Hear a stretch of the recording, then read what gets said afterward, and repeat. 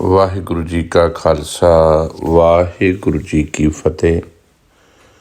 ਮੇਰੇ ਸਾਰੇ ਪਿਆਰੇ ਵੀਰ ਭੈਣ ਭਰਾ ਮਿੱਤਰ ਦੋਸਤ ਜੋ ਗੁਰਬਾਣੀ ਵਿਚਾਰ ਗਰੁੱਪ ਦੇ ਵਿੱਚ ਸ਼ਾਮਲ ਨੇ ਅਤੇ ਜਾਂ ਜੋ ਆਪਣੇ ਰਿਸ਼ਤੇਦਾਰਾਂ ਭੈਣਾਂ ਭਰਾਵਾਂ ਦੇ ਵਿੱਚ ਇਸ ਸੇਵਾ ਨੂੰ ਬਤੌਰ ਸ਼ੇਅਰ ਕਰਕੇ ਗੁਰਮਤਿ ਗੁਰਬਾਣੀ ਦੇ ਨਾਲ ਆਪਣੇ ਭਾਈਚਾਰੇ ਨੂੰ ਜੋੜ ਰਹੇ ਨੇ। ਯਕੀਨਨ ਹੀ ਸਾਰੇ ਹੀ ਕਿਰਪਾ ਦੇ ਪਾਤਰ ਨੇ, ਧੰਨਤਾ ਦੇ ਪਾਤਰ ਨੇ, ਜੋ ਇੱਕ ਚੰਗੇ ਕਾਰਜ ਦੇ ਵਿੱਚ ਆਪਣਾ ਯੋਗਦਾਨ ਪਾ ਰਹੇ ਨੇ। ਮੇਰੀ ਵੀ ਇਹੀ ਭਾਵਨਾ ਹੁੰਦੀ ਹੈ ਕਿ ਰੋਜ਼ਾਨਾ 10-15 ਮਿੰਟ ਜਿੰਨਾ ਵੀ ਟਾਈਮ ਮਿਲਦਾ ਹੈ, ਕਿਉਂਕਿ ਜੋਬ ਕਰਦਾ ਵਾਂ ਨਾਲ ਅਤੇ ਕੰਮ ਕਰਦਿਆਂ ਸਵੇਰੇ ਅਰਲੀ ਮਾਰਨਿੰਗ ਜੋਬ 'ਤੇ ਜਾਣਾ ਹੁੰਦਾ। ਪਰ ਜਦੋਂ ਵੀਰ ਭਾਵਨਾ ਕਰਕੇ ਇਹ ਹੁਕਮ ਲਾਉਂਦੇ ਆ ਨਾ ਕਿ ਭਾਈ ਸਾਹਿਬ ਜੀ ਇਹ ਸੇਵਾ ਜ਼ਰੂਰ ਨਿਭਾਇਆ ਕਰੋ, ਅਤੇ ਫਿਰ ਕੋਸ਼ਿਸ਼ ਇਹ ਹੁੰਦੀ ਹੈ ਕਿ ਵੀ ਸੱਚੇ ਪਾਤਸ਼ਾਹ ਬਖਸ਼ ਲੈਣ, ਰਹਿਮਤ ਬਖਸ਼ ਦੇਣ, ਆਪ ਬਖਸ਼ਿਸ਼ ਕਰਕੇ ਸਿਰ 'ਤੇ ਮੇਰਾ ਰਹਿਮਤ ਭਰਿਆ ਹੱਥ ਰੱਖ ਕੇ ਸਮਾਂ ਕਢਾ ਦੇਣ। ਕਿਉਂਕਿ ਇਹ ਆਤਮਾ ਦੀ ਖੁਰਾਕ, ਸਰੀਰਕ ਕਰਮ ਅਸੀਂ ਕਰ ਰਹੇ ਹਾਂ ਆਪਣੇ ਸਰੀਰ ਦੀ ਪ੍ਰਕਿਰਿਆ ਵਾਸਤੇ, ਪਰ ਗੁਰੂ ਦੀ ਬਾਣੀ ਆਤਮਾ ਦੀ ਖੁਰਾਕ ਆ। ਆਤਮਾ ਉੱਚੀ ਅਤੇ ਸੁੱਚੀ ਹੋ ਜਾਵੇ, ਇਹਦੇ ਵਾਸਤੇ ਮਨ ਨੂੰ ਕਾਬੂ ਕਰਨਾ ਬੜਾ ਜ਼ਰੂਰੀ ਹੈ। ਅਤੇ ਮਨ ਦੁਚਿੱਤਾ ਅਤੇ ਦੁਬਿਧਾ ਦੇ ਵਿੱਚ ਜੀਵਨ ਜਿਉਂਦਾ ਹੈ। ਜਦੋਂ ਵੀ ਮਨੁੱਖ ਨੂੰ ਪਰੇਸ਼ਾਨ ਅਤੇ ਬੇਚੈਨ ਕਰਦਾ ਹੈ, ਮਨ ਕਰਦਾ ਹੈ। ਇਸੇ ਕਰਕੇ ਮਨ ਨੂੰ ਵਸ ਵਿੱਚ ਕਰਨ ਵਾਸਤੇ ਸਾਨੂੰ ਗੁਰਮੰਤਰ ਗੁਰੂ ਬਾਣੀ ਦੀ ਲੋੜ ਹੈ, ਤਾਂ ਕਿ ਅਸੀਂ ਗੁਰਬਾਣੀ ਨੂੰ ਸਮਝ ਕੇ ਵਿਚਾਰ ਕਰਕੇ ਜੀਵਨ ਵਿੱਚ ਵਸਾ ਸਕੀਏ। ਮੈਂ ਕੋਹਾਂ ਦੂਰ ਰਹਿਣਾ ਚਾਹੁੰਦਾ ਉਹਨਾਂ ਲੋਕਾਂ ਤੋਂ ਜੋ ਕਿਸੇ ਨਾ ਕਿਸੇ ਪੱਖ ਦੇ ਉੱਤੇ ਨੈਗੇਟਿਵਿਟੀ ਦੀ ਗੱਲ ਕਰਦੇ ਆ। ਮੈਂ ਕਈ ਵਾਰੀ ਬੇਨਤੀ ਕੀਤੀ ਹੈ, ਸਾਡੇ ਗਰੁੱਪ ਦਾ ਮਾਧਿਅਮ ਨਾ ਕਿਸੇ ਸੰਸਥਾ ਦੀ ਬਾਤ ਕਰਨੀ ਹੈ, ਨਾ ਤਮਾਮ ਚੱਲ ਰਹੇ ਝਗੜੇ ਕਲੇਸ਼ਾਂ ਦੇ ਵਿੱਚ ਅਸੀਂ ਪੈਣਾ ਹੈ। ਅਸੀਂ ਤਾਂ ਆਤਮਿਕ ਸ਼ਾਂਤੀ ਲੱਭ ਰਹੇ ਹਾਂ ਅਤੇ ਸੱਚ ਬੋਲਣ ਦੀ ਜ਼ਰੂਰ ਕੋਸ਼ਿਸ਼ ਕਰਦੇ ਹਾਂ ਕਿ ਸਹੀ ਨੂੰ ਸਹੀ ਕਿਹਾ ਜਾਵੇ ਅਤੇ ਗਲਤ ਨੂੰ ਗਲਤ ਕਿਹਾ ਜਾਵੇ। ਪਰ ਉਹਦੇ ਵਿੱਚ ਸਭ ਤੋਂ ਜ਼ਰੂਰੀ ਹੈ ਆਤਮਿਕ ਸ਼ਾਂਤੀ, ਆਪਣੇ ਰੂਹ ਦੀ ਖੁਰਾਕ ਲੱਭਣੀ, ਤਾਂ ਕਿ ਮਨ ਬਲਵਾਨ ਹੋਵੇ ਅਤੇ ਮਨ ਇਹ ਨਿਰਣੈ ਕਰ ਸਕੇ ਕਿ ਕੀ ਚੰਗਾ ਹੈ ਅਤੇ ਕੀ ਮਾੜਾ ਹੈ। ਕਿਉਂਕਿ ਜਦੋਂ ਮਨ ਮੇਰਾ ਮਜ਼ਬੂਤ ਹੋ ਗਿਆ, ਜਦੋਂ ਮਨ ਦੀ ਪ੍ਰੀਤ ਪਰਮਾਤਮਾ ਨਾਲ ਲੱਗ ਗਈ, ਅਤੇ ਮੈਂ ਹਮੇਸ਼ਾ ਇਹ ਬੇਨਤੀ ਕਰਦਾ ਫਿਰ ਵਾਹਿਗੁਰੂ ਪਰਮਾਤਮਾ ਜੀ ਕਦੇ ਵੀ ਤੁਹਾਨੂੰ ਭਟਕਣ ਨਹੀਂ ਦੇ ਸਕਦੇ। ਇਸੇ ਕਰਕੇ ਬਾਬਾ ਕਬੀਰ ਜੀ ਨੇ ਨਿਰੰਤਰ ਆਪਣੇ ਸਲੋਕਾਂ ਦੀ ਤੁਸੀਂ ਲੜੀ ਵੇਖੋ ਹੁਣ ਤੱਕ, ਜਿਹੜੀ 23-24 ਨੰਬਰ ਸਲੋਕ ਤੱਕ ਆਪਾਂ ਕਥਾ ਕਰਦੇ ਆ ਰਹੇ ਹਾਂ। ਬਾਬਾ ਜੀ ਕਿਤੇ ਸਾਨੂੰ ਮਾਇਆ ਚੋਰਟੀ ਤੋਂ ਬਚਣ ਦੀ ਗੱਲ ਕਰਦੇ ਆ, ਕਿਤੇ ਕਹਿੰਦੇ ਆ ਕਿ ਵੀ ਤੂੰ ਆਪਣੇ ਜੀਵਨ ਦੇ ਵਿੱਚ ਗੁਣਾਂ ਦੀ ਖੁਸ਼ਬੂ ਪੈਦਾ ਕਰ। ਅਤੇ ਹੁਣ ਦੇ ਜਿਹੜੇ ਵਿਸ਼ੇ ਚੱਲ ਰਹੇ ਨੇ ਇਹਨਾਂ ਸਲੋਕਾਂ ਦੇ ਵਿੱਚ ਬਾਬਾ ਕਬੀਰ ਜੀ ਅਕਾਲ ਪੁਰਖ ਨਾਲ ਪ੍ਰੀਤ ਕਰਨ ਦੀ ਗੱਲ ਕਰ ਰਹੇ ਆ। ਕਹਿੰਦੇ ਇਹ ਬੰਦਿਆ, ਜੇ ਤੂੰ ਆਪਣੇ ਜੀਵਨ ਵਿੱਚ ਪ੍ਰੀਤ ਕਰਨੀ ਹੈ ਅਤੇ ਕੇਵਲ ਪਰਮਾਤਮਾ ਨਾਲ ਕਰ, ਕਿਉਂਕਿ ਪਰਮਾਤਮਾ ਨਾਲ ਪ੍ਰੀਤ ਕਰੇਗਾ ਅਤੇ ਸਾਰੇ ਉਸ ਪ੍ਰੀਤ ਦੇ ਵਿੱਚ ਸਮਾ ਜਾਣਗੇ। ਅਸੀਂ ਮਨੁੱਖਤਾ, ਜਦੋਂ ਅਸੀਂ ਸਾਰੀ ਦੁਨੀਆ ਵਿੱਚ ਆਪਾਂ ਕਈ ਵਾਰੀ ਕਹਿੰਦੇ ਮੈਂ ਫਲਾਣੇ ਨੂੰ ਬੜਾ ਪਿਆਰ ਕਰਦਾ, ਇੱਕ ਨੂੰ ਕਰ ਰਹੇ, ਪਰ ਜਦੋਂ ਅਸੀਂ ਮੁਕੰਮਲ ਪਰਮਾਤਮਾ ਨੂੰ ਪਿਆਰ ਕਰਾਂਗੇ ਅਤੇ ਉਹਦੇ ਵਿੱਚ ਸਾਰੇ ਆ ਜਾਣਗੇ। ਜਦੋਂ ਅਸੀਂ ਪਰਮਾਤਮਾ ਨਾਲ ਪ੍ਰੀਤ ਕਰਦੇ ਹਾਂ, ਫਿਰ ਹੇਰ ਪੇਰ ਵਾਲੀ ਭਾਵਨਾ, ਊਚ ਨੀਚ ਵਾਲੀ ਭਾਵਨਾ, ਮੇਰ ਤੇਰ ਵਾਲੀ ਭਾਵਨਾ ਮੁੱਕ ਜਾਂਦੀ ਹੈ। ਫਿਰ ਸਾਰੇ ਹੀ ਰੱਬ ਨਜ਼ਰ ਆਉਣ ਲੱਗ ਪੈਂਦੇ ਆ। ਜਦੋਂ ਧੰਨ ਸੱਚੇ ਪਾਤਸ਼ਾਹ ਜੀ ਨੇ ਆਰਤੀ ਦੇ ਵਿੱਚ ਵੀ ਇਹ ਗੱਲ ਸਮਝਾਉਣ ਦੀ ਕੋਸ਼ਿਸ਼ ਕੀਤੀ ਹੈ। ਜਦੋਂ ਆਪਾਂ ਗਗਨ ਮੈਂ ਥਾਲ ਰਾਓ ਬੜਾ ਸ਼ਬਦ ਪੜ੍ਹਦੇ ਹਾਂ, ਸਾਹਿਬ ਕਹਿੰਦੇ ਹੇ ਵਾਹਿਗੁਰੂ ਜੀ, ਜਦੋਂ ਮੈਂ ਤੇਰਾ ਨਿਰਗੁਣ ਰੂਪ ਵੇਖਦਾ ਮੈਨੂੰ ਤੇਰਾ ਕੋਈ ਹੱਥ ਪੈਰ ਨਜ਼ਰ ਨਹੀਂ ਆਉਂਦਾ, ਪਰ ਜਦੋਂ ਮੈਂ ਤੇਰਾ ਸਰਗੁਣ ਰੂਪ ਵੇਖਦਾ ਅਤੇ ਮੈਨੂੰ ਤੇਰੇ ਹਜ਼ਾਰਾਂ ਹੱਥ ਹਜ਼ਾਰਾਂ ਪੈਰ ਨਜ਼ਰ ਆਉਂਦੇ ਨੇ। ਉਹਦਾ ਮਤਲਬ ਕੀ ਹੈ ਕਿ ਜਦੋਂ ਪ੍ਰੀਤ ਅਕਾਲ ਪੁਰਖ ਨਾਲ ਜੁੜ ਗਈ, ਫਿਰ ਕੋਈ ਉੱਚਾ, ਕੋਈ ਚੰਗਾ, ਕੋਈ ਮਾੜਾ, ਕੋਈ ਨੀਵਾਂ, ਕੋਈ ਵੱਡਾ ਨਜ਼ਰ ਹੀ ਨਹੀਂ ਆਉਣਾ, ਫਿਰ ਸਾਰੇ ਬਰਾਬਰ ਨੇ। ਬਸ ਇਹੀ ਗੱਲ ਬਾਬਾ ਕਬੀਰ ਜੀ ਨੇ ਅੱਜ ਦੇ ਸਲੋਕ ਵਿੱਚ ਸਮਝਾਈ ਹੈ।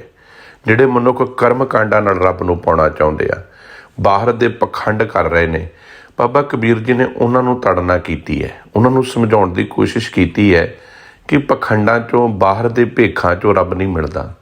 ਰੱਬ ਨੂੰ ਮਿਲਣ ਵਾਸਤੇ ਆਪਣੇ ਅੰਦਰ ਨੂੰ ਨਿਰਮਲ ਅਤੇ ਸਵੱਛ ਕਰਨਾ ਪੈਂਦਾ ਹੈ, ਆਪਣੇ ਆਪ ਨੂੰ ਧੋਣਾ ਪੈਂਦਾ ਹੈ, ਕਿਉਂਕਿ ਰੱਬ ਨਾਲ ਹੀ ਹੈ।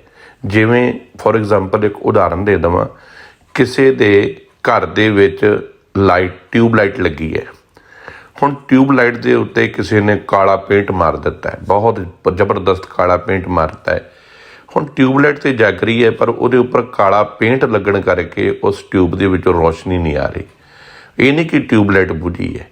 ਇਵੇਂ ਸਾਡੇ ਅੰਦਰ ਸਭ ਮੈਂ ਜੋਤ ਜੋਤ ਹੈ ਸੋਏ, ਤਿਸ ਤੇ ਚਾਨਣ ਸਭ ਮੈਂ ਚਾਨਣ ਹੋਏ ਦੀ ਗੱਲ ਜਿਹੜੀ ਗੁਰੂ ਜੀ ਕਹਿੰਦੇ ਆ, ਕਹਿੰਦੇ ਸਾਰਿਆਂ ਦੇ ਵਿੱਚ ਉਹ ਜੋਤ ਜਗ ਰਹੀ ਹੈ, ਪਰ ਉਸ ਜੋਤ ਦੇ ਉੱਪਰ ਜਨਮ ਜਨਮ ਕੀ ਇਸ ਮਨ ਕੋ ਮਲ ਲਾਗੀ ਕਾਲਾ ਹੁਆ ਛਿਆ। ਜਨਮ ਜਨਮਾਂਤਰਾਂ ਦੇ ਵਿਕਾਰਾਂ ਦੀ ਮੈਲ ਜਿਹੜੀ ਅਸੀਂ ਚਿਤਵਦੇ ਹਾਂ, ਸੋਚਦੇ ਹਾਂ, ਸਵੇਰ ਤੋਂ ਲੈ ਕੇ ਸ਼ਾਮ ਤੱਕ, ਰਾਤ ਤੱਕ ਅਸੀਂ ਹਜ਼ਾਰਾਂ ਜਨਮ ਲੈਂਦੇ ਹਾਂ, ਹਜ਼ਾਰਾਂ ਵਾਰੀ ਮਰਦੇ ਹਾਂ, ਹਜ਼ਾਰਾਂ ਵਾਰੀ ਪੈਦਾ ਹੁੰਦੇ ਹਾਂ।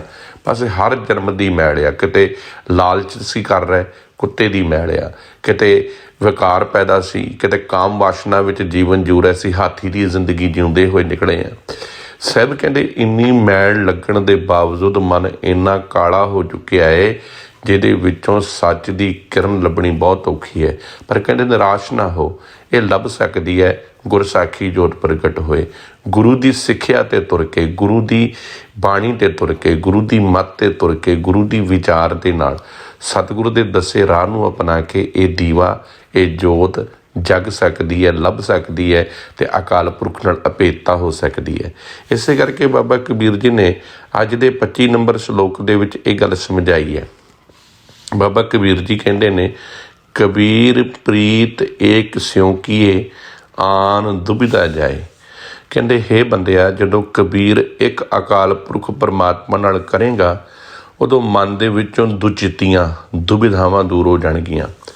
ਮੈਂ ਖੁਦ ਆਪਣੇ ਉੱਤੇ ਕਈ ਵਾਰੀ ਇਸ ਚੀਜ਼ ਨੂੰ ਵਿਚਾਰਦਾ। ਬੜਾ ਕਈ ਵਾਰੀ ਆਪਾਂ ਲੱਖ ਕਥਾ ਕਰਦੇ ਹਾਂ, ਪਰ ਹੈ ਮਨੁੱਖਾ ਸੁਭਾਅ ਹੈ। ਅਸੀਂ ਅਜੇ ਉਸ ਲੈਵਲ 'ਤੇ ਨਹੀਂ ਆਪਾਂ ਪਹੁੰਚੇ ਕਿ ਜਿੱਥੇ ਮਨ ਸਾਧਿਆ ਜਾਵੇ ਅਤੇ ਮਨ ਇਸ ਤਰੀਕੇ ਨਾਲ ਟਿਕ ਜਾਵੇ ਕਿ ਉਹ ਹੁਕਮ ਰਜ਼ਾਈ ਦੀ ਖੇਡ ਦੇ ਵਿੱਚ ਜੀਵਨ ਟਿਕ ਜਾਵੇ।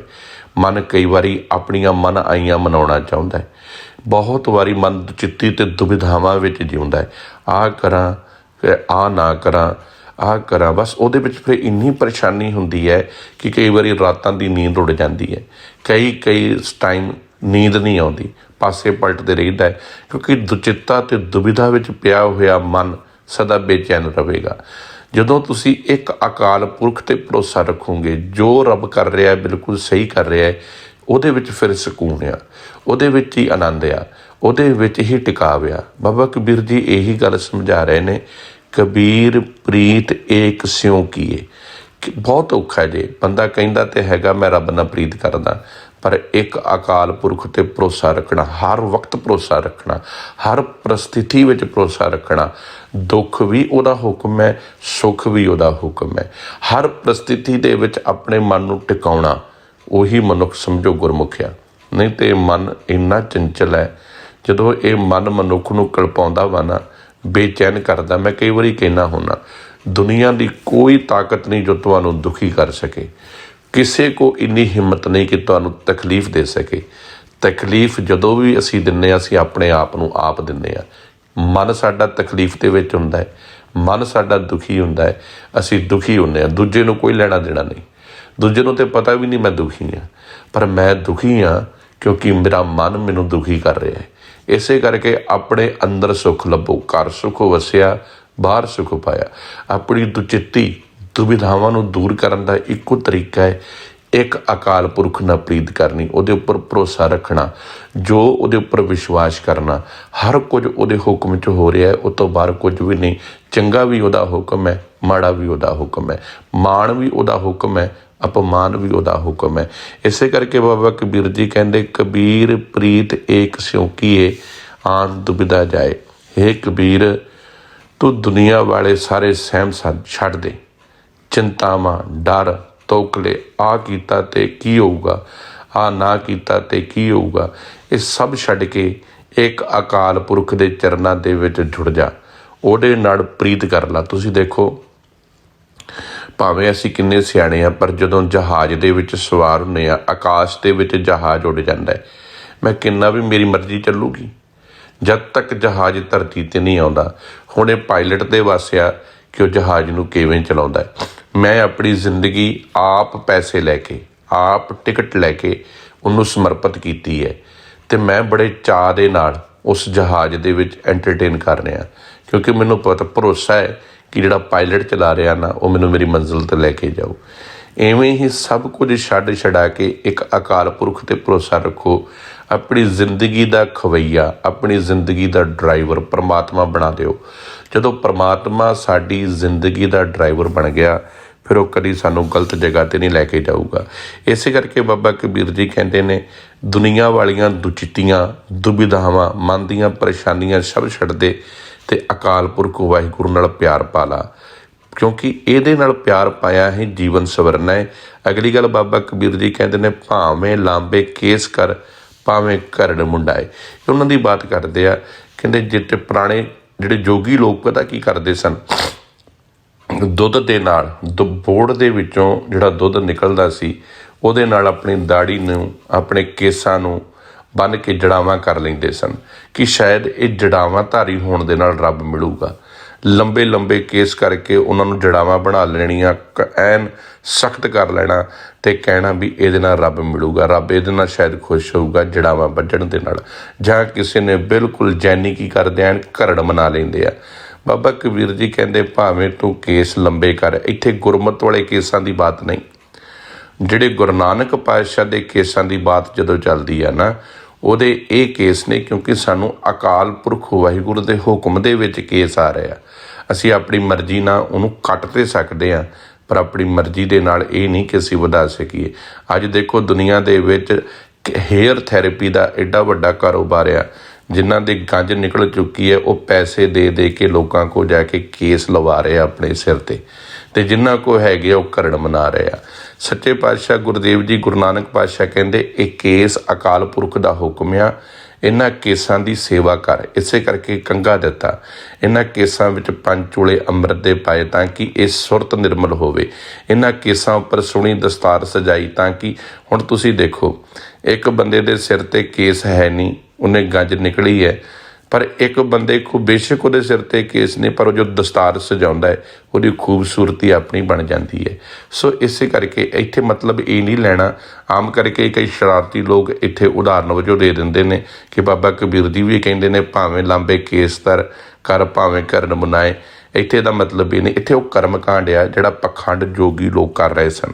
ਸੱਚੇ ਪਾਤਸ਼ਾਹ ਗੁਰਦੇਵ ਜੀ ਦੇ ਘਰ ਤੋਂ ਵਰਸੋਏ ਬਾਬਾ ਕਬੀਰ ਜੀ ਕਹਿੰਦੇ ਨੇ, ਕਹਿੰਦੇ ਜਿੰਨੇ ਮਰਜ਼ੀ ਦੁਨੀਆ ਵਾਲੇ ਪਖੰਡ ਕਰੀ ਜਾ, ਭਾਵੇਂ ਲੰਬੇ ਕੇਸ ਕਰ ਲਾ, ਸਵਾਹ ਨਾ ਮਲ ਮਲ ਕੇ ਜਟਾਂ ਵਧਾ ਲਾ, ਅਤੇ ਦੁਨੀਆ ਛੱਡ ਕੇ ਬਾਹਰ ਜਾ ਕੇ ਡੇਰਾ ਭਾਵੇਂ ਲਾ ਲਾ, ਪਰ ਇੱਕ ਗੱਲ ਚੇਤਾ ਰੱਖੀ, ਜਦ ਤੱਕ ਤੇਰੇ ਹਿਰਦੇ ਵਿੱਚ ਬੈਠੇ ਪ੍ਰਮਾਤਮਾ ਦਾ ਤੇਰੀ ਪ੍ਰੀਤ ਨਹੀਂ ਬਣਦੀ, ਜਦ ਤੱਕ ਤੂੰ ਆਪਣੇ ਹਿਰਦੇ ਵਿੱਚ ਬੈਠੇ ਅਕਾਲ ਪੁਰਖ ਨੂੰ ਨਹੀਂ ਵੇਖਦਾ, ਜਦ ਤੱਕ ਮਾਨਵਤਾ ਦੇ ਵਿੱਚ ਪਰਮਾਤਮਾ ਨੂੰ ਨਹੀਂ ਸਮਝਦਾ, ਚੰਗੇ ਕਰਮ ਨਹੀਂ ਕਰਦਾ, ਚੰਗੇ ਰਸਤੇ 'ਤੇ ਨਹੀਂ ਤੁਰਦਾ, ਤਦ ਤੱਕ ਤੇਰੇ ਇਹ ਕਰਮ ਕਾਂਡ ਕਿਸੇ ਕੰਮ ਦੇ ਨਹੀਂ।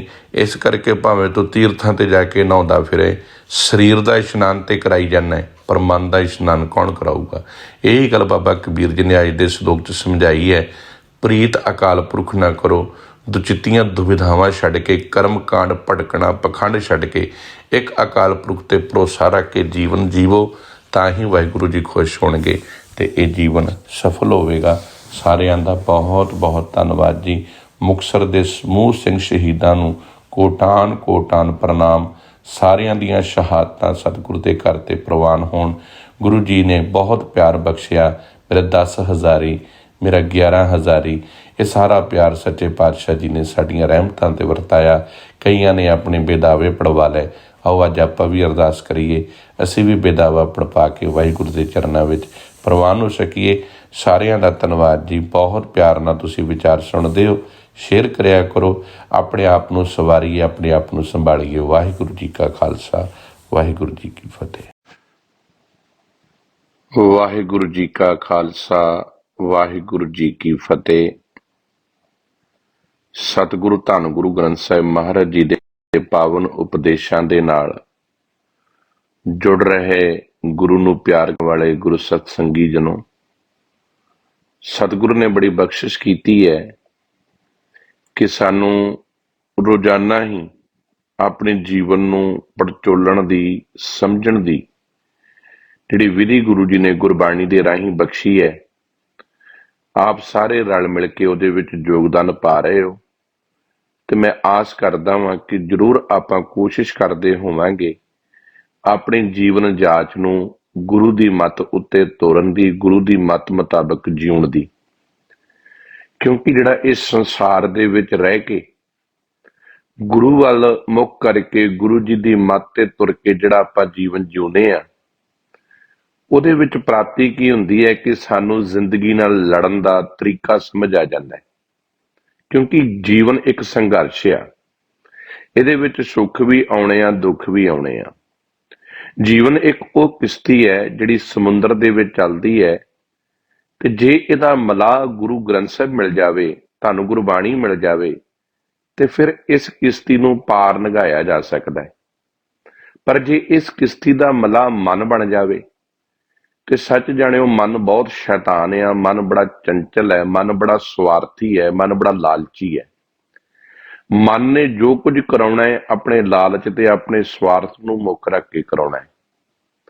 ਇਸੇ ਕਰਕੇ ਜਦੋਂ ਮਨ ਇਸ ਕਿਸ਼ਤੀ ਦਾ ਸਵਾਰ ਬਣ ਜਾਂਦਾ ਹੈ, ਮਲਾਹ ਬਣ ਜਾਂਦਾ ਹੈ, ਫਿਰ ਇਹ ਡੁੱਬਦਾ ਹੀ ਡੁੱਬਦਾ ਹੈ, ਬੰਦੇ ਨੂੰ ਪਾਰ ਨਹੀਂ ਲੰਘਣ ਦਿੰਦਾ। ਇਹ ਭਾਗਾਂ ਵਾਲੇ ਜਾਣੋ, ਕਿਸਮਤ ਵਾਲੇ ਆਪਣੇ ਆਪ ਨੂੰ ਸਮਝੋ ਕਿ ਸਾਨੂੰ ਧੰਨ ਗੁਰੂ ਗ੍ਰੰਥ ਸਾਹਿਬ ਜੀ ਮਹਾਰਾਜ ਰੂਪੀ ਗੁਰੂ ਮਿਲੇ ਨੇ, ਜਿਨ੍ਹਾਂ ਦੇ ਵਿੱਚ ਇੱਕ ਇੱਕ ਅੱਖਰ ਸਾਨੂੰ ਇਸ ਸੰਸਾਰ ਦੇ ਵਿੱਚ ਰਹਿ ਕੇ ਜੀਵਨ ਮੁਕਤ ਦੇ ਰਸਤੇ ਉੱਤੇ ਤੁਰਦਾ ਹੈ, ਤੇ ਆਪਣੇ ਜੀਵਨ ਦੇ ਵਿੱਚੋਂ ਆਨੰਦ, ਖੇੜਾ, ਚਾਉ ਲੱਭ ਕੇ ਅਸੀਂ ਪਰਮਾਤਮਾ ਨਾਲ ਇਕਮਿਕ ਹੋ ਸਕਦੇ ਹਾਂ। ਇਹ ਸਭ ਕੁਝ ਧੰਨ ਗੁਰੂ ਗ੍ਰੰਥ ਸਾਹਿਬ ਜੀ ਮਹਾਰਾਜ ਜੀ ਦੇ ਸਿਲੇਬਸ ਨੂੰ ਸਮਝ ਕੇ ਗੁਰੂ ਦੀ ਬਾਣੀ ਤੇ ਤੁਰ ਕੇ ਹੋ ਸਕਦਾ ਹੈ।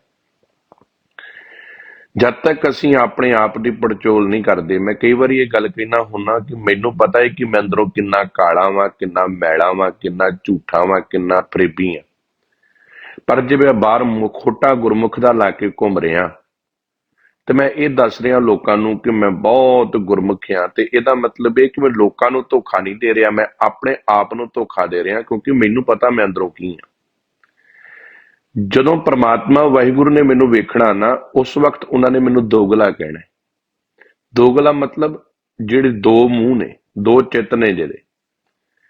ਸਤਿਗੁਰ ਦੀ ਬਾਣੀ ਸਾਨੂੰ ਇਹੀ ਗੱਲ ਸਿਖਾਉਂਦੀ ਹੈ ਕਿ ਇਹ ਬੰਦੇ ਆਪਣੇ ਆਪ ਨੂੰ ਸਵਾਰ ਲਾ। ਜੇ ਤੈਨੂੰ ਇਹ ਪਤਾ ਲੱਗ ਗਿਆ ਨਾ ਕਿ ਤੂੰ ਅੰਦਰੋਂ ਫਰੇਬੀ ਹੈ, ਅਸੀਂ ਕਿਸੇ ਨਾਲ ਰਿਸ਼ਤਾ ਵੀ ਕਰਦੇ ਆ ਨਾ, ਕਿਸੇ ਨਾਲ ਸਾਂਝ ਪਾਉਂਦੇ ਆ, ਕਿਸੇ ਨੂੰ ਮਿੱਤਰ ਬਣਾਉਂਦੇ ਆ, ਜੇ ਇਹ ਸੋਚ ਕੇ ਬਣਾਉਂਦੇ ਆ ਕਿ ਸਾਨੂੰ ਇਹ ਤੋਂ ਸਵਾਰਥ ਆ, ਇਹ ਤੋਂ ਫਾਇਦਾ ਹੈ, ਤੇ ਅਸੀਂ ਉਦੋਂ ਮਿੱਤਰ ਬਣਾਉਂਦੇ ਆ, ਤੇ ਜਦੋਂ ਸਾਡਾ ਫਾਇਦਾ ਨਿਕਲ ਜਾਵੇ ਉਦੋਂ ਅਸੀਂ ਉਹਨੂੰ ਪਿੱਛੇ ਕਰ ਦਿੰਦੇ ਆ। ਇਹਦਾ ਮਤਲਬ ਇਹ ਕਿ ਅਸੀਂ ਉਹ ਬੰਦੇ ਦਾ ਨੁਕਸਾਨ ਨਹੀਂ ਕੀਤਾ, ਅਸੀਂ ਆਪਣਾ ਆਪ ਨੁਕਸਾਨ ਕੀਤਾ, ਕਿਉਂਕਿ ਅਸੀਂ ਆਪਣੀ ਪ੍ਰਤੀਤ ਗਵਾ ਲਈ, ਆਪਣਾ ਭਰੋਸਾ ਗਵਾ ਲਿਆ।